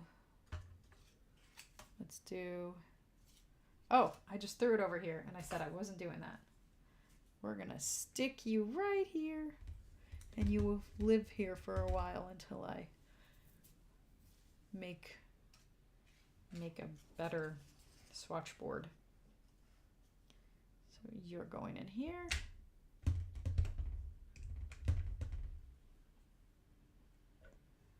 Doesn't want to go in.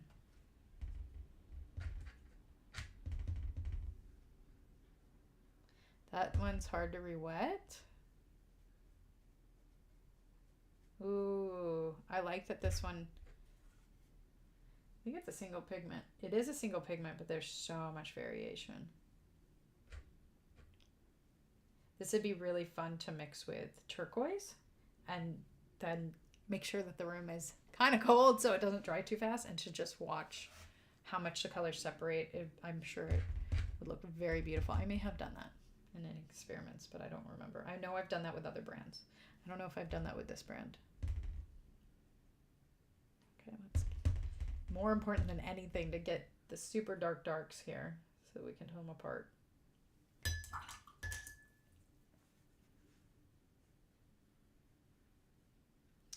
Okay, does that look the same? I think that's pretty close. Won't be able to tell till it dries, but we're not going to wait for that because this is a live stream and I can't just edit out the boring parts. I mean, I could later, but not for the live people. Burnt Sienna, Monte Amiata.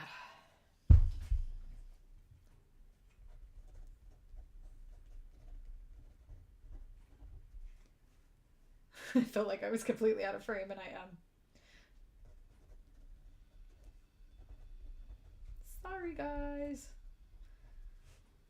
It is 250.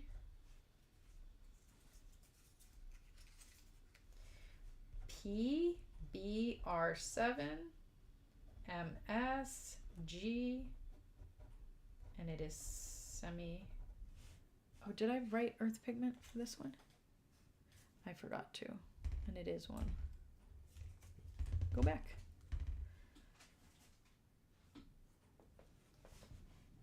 Earth pigment. Earth pigment. Okay. Okay, you really gotta go in. Thank you.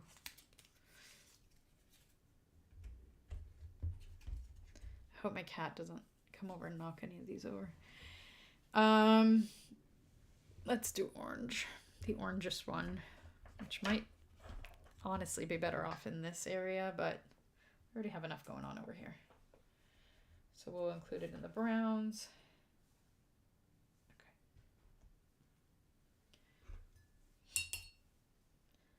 So in addition to watching Love is Blind, I've also watched the Queer Ultimatum and the French Ultimatum, and I liked them both. Have I watched? Oh, I think I finally did watch the straight American Ultimatum, but I wasn't sure that I would like it. I would say I like the way that they edited it better than most Love is Blind styles, especially the French one. I felt like was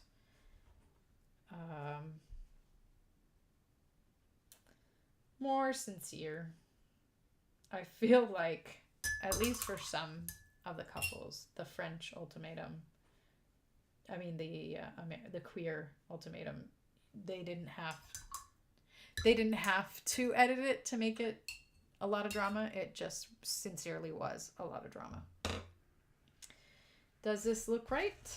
Yes. Yes, it does. I would say that with the Ultimatum, you're actually dealing with couples who are married and or not married, but like they've been together a long time. They're thinking about getting married, or one of them is, and they're really struggling. They're in a time of crisis, and so I think that it's just a lot easier to get real drama out of that kind of relationship than somebody who's just met someone. Not that you can't get plenty of drama out of that, I just think people are more likely to be on their best behavior in the beginning of a relationship than in a more familiar one. Mummy Transparent Red. That's the one I was thinking of. The Caput Mortem. Mummy Transparent Red. Gross. That's so gross.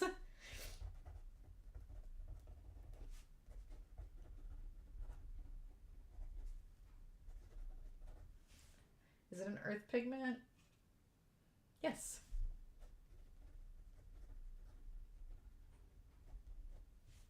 Because Mummy Transparent Red, we all know what that means, right?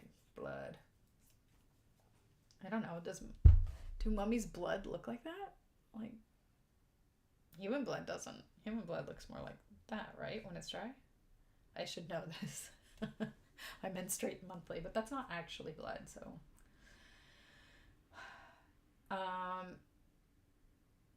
PR 102. 8. Non-staining. Medium granulation. And it is semi-transparent. We're going to put this right here. After all that work trying to figure out who's who. If I'm correct, I don't want to go through it again. And then we have 3 more slots. Nice.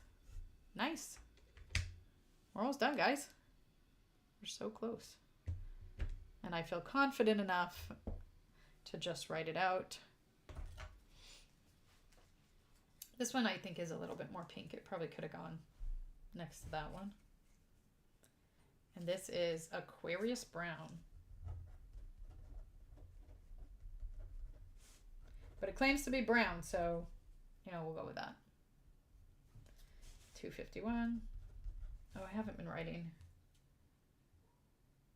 I didn't write 237. I didn't write the number for the last one. PBR 11. And it is 8. Non-staining, granulating. And it is semi-opaque.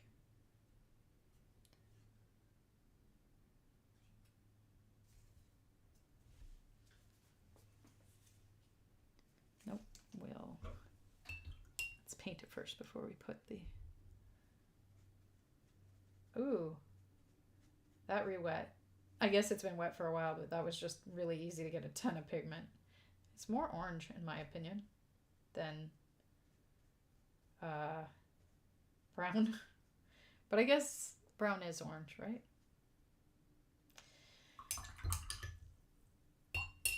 I mean, brown is orange with blue added.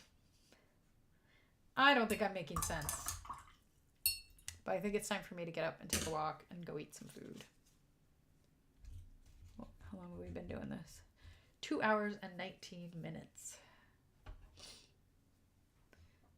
I think that's longer than I would normally be here for, but we got to get this done. I'm so happy. I'm so happy to be getting this book done. It's been something I've really wanted to get done for a long time, and I'm making progress, and I'm really happy about that. Transparent red oxide.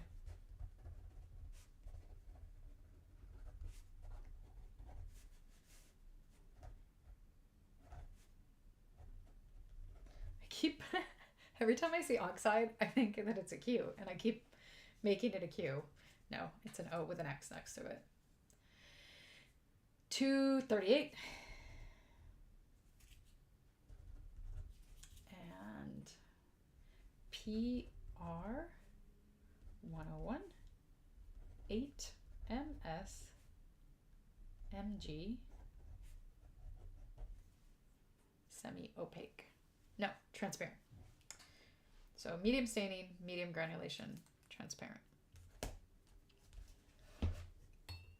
I talk about reality shows on my channel more than I talk about any other shows I watch, but I actually don't watch that many reality shows. I watch a lot more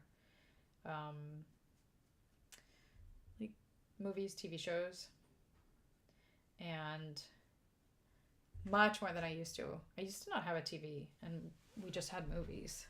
But then Netflix got invented, and it's amazing. And the quality of TV significantly improved, in my opinion. Not that there weren't good shows. There just weren't tons of great shows back in the day.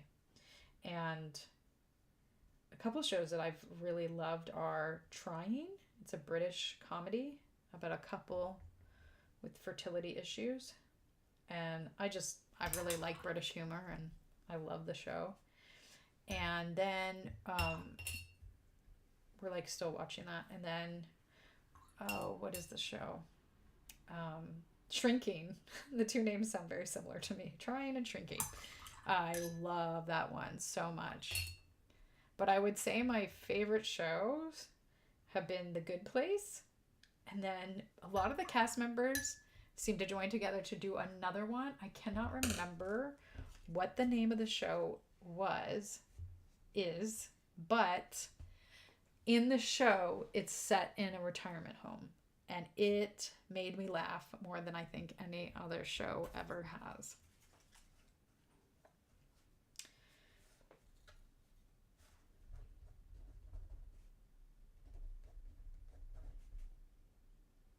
Hematite Violet Shade.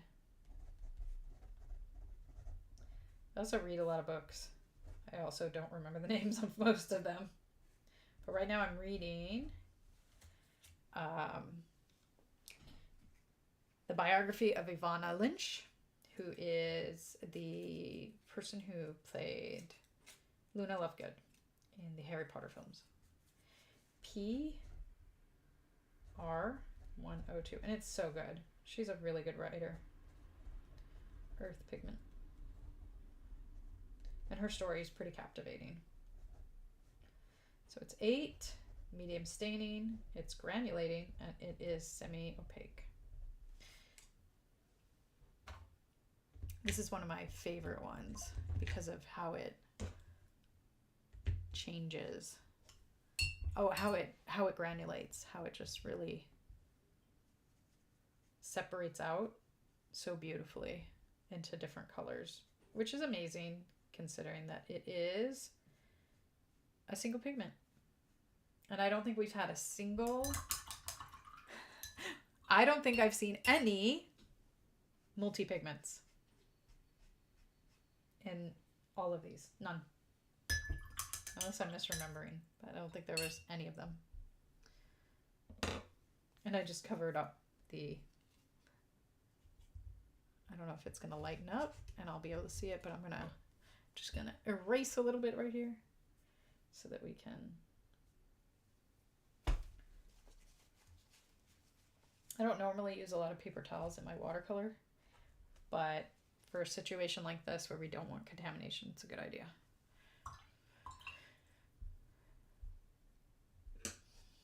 And our last one. I'm so proud of myself because my back really hurts. Still going. I guess I shouldn't be proud of myself if I'm not doing self-care, but I'm so proud that I'm getting this done.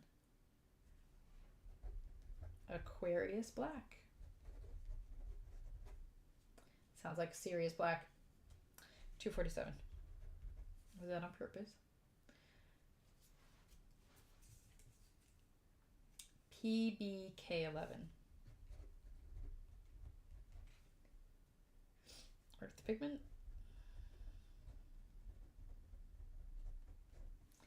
And it is 8 MS, medium staining, granulating, and semi-transparent. This one I should have actually re-wet when I should have remembered, but it's kind of hard to pick up.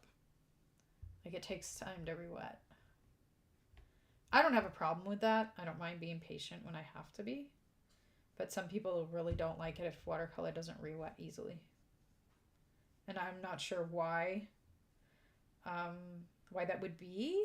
Like maybe they're having a hard time getting like a deep depth of color, or I don't really know what the irritation is to people. Because watercolors, I mean, yeah, it'll take a minute to re-wet, but like I could just spray my whole palette when I start painting if I know I have colors that don't re-wet easily, and then maybe spray every so often, but it shouldn't, I just don't feel like it should affect my workflow very much unless I'm bringing out a new paint. And then if I am bringing out a new paint, like let's say I'm painting, I'm like, oh, I'm going to add one more color to this. Okay, I feel like it'll probably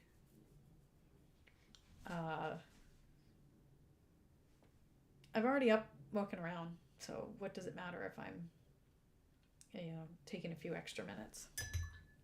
Okay, so we are done. I'm gonna move this out of the way so that we can now check out the work we've done.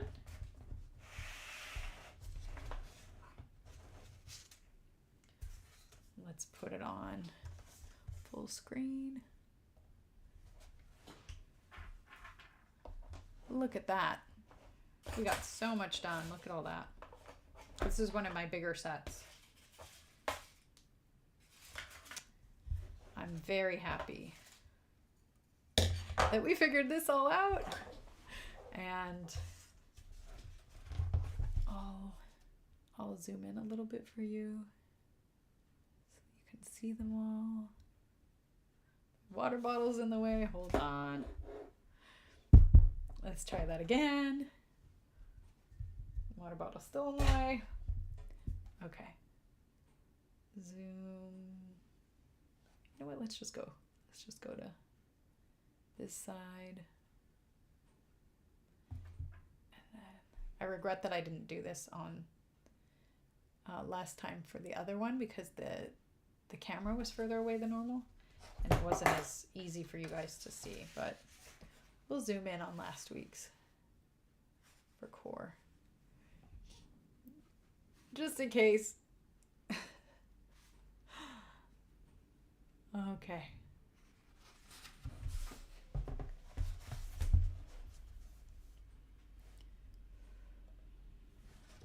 Okay. Well, thank you all for joining me. It was wonderful painting with you all, and I hope you have a great rest of your day, and I'll see you in the next one. Bye!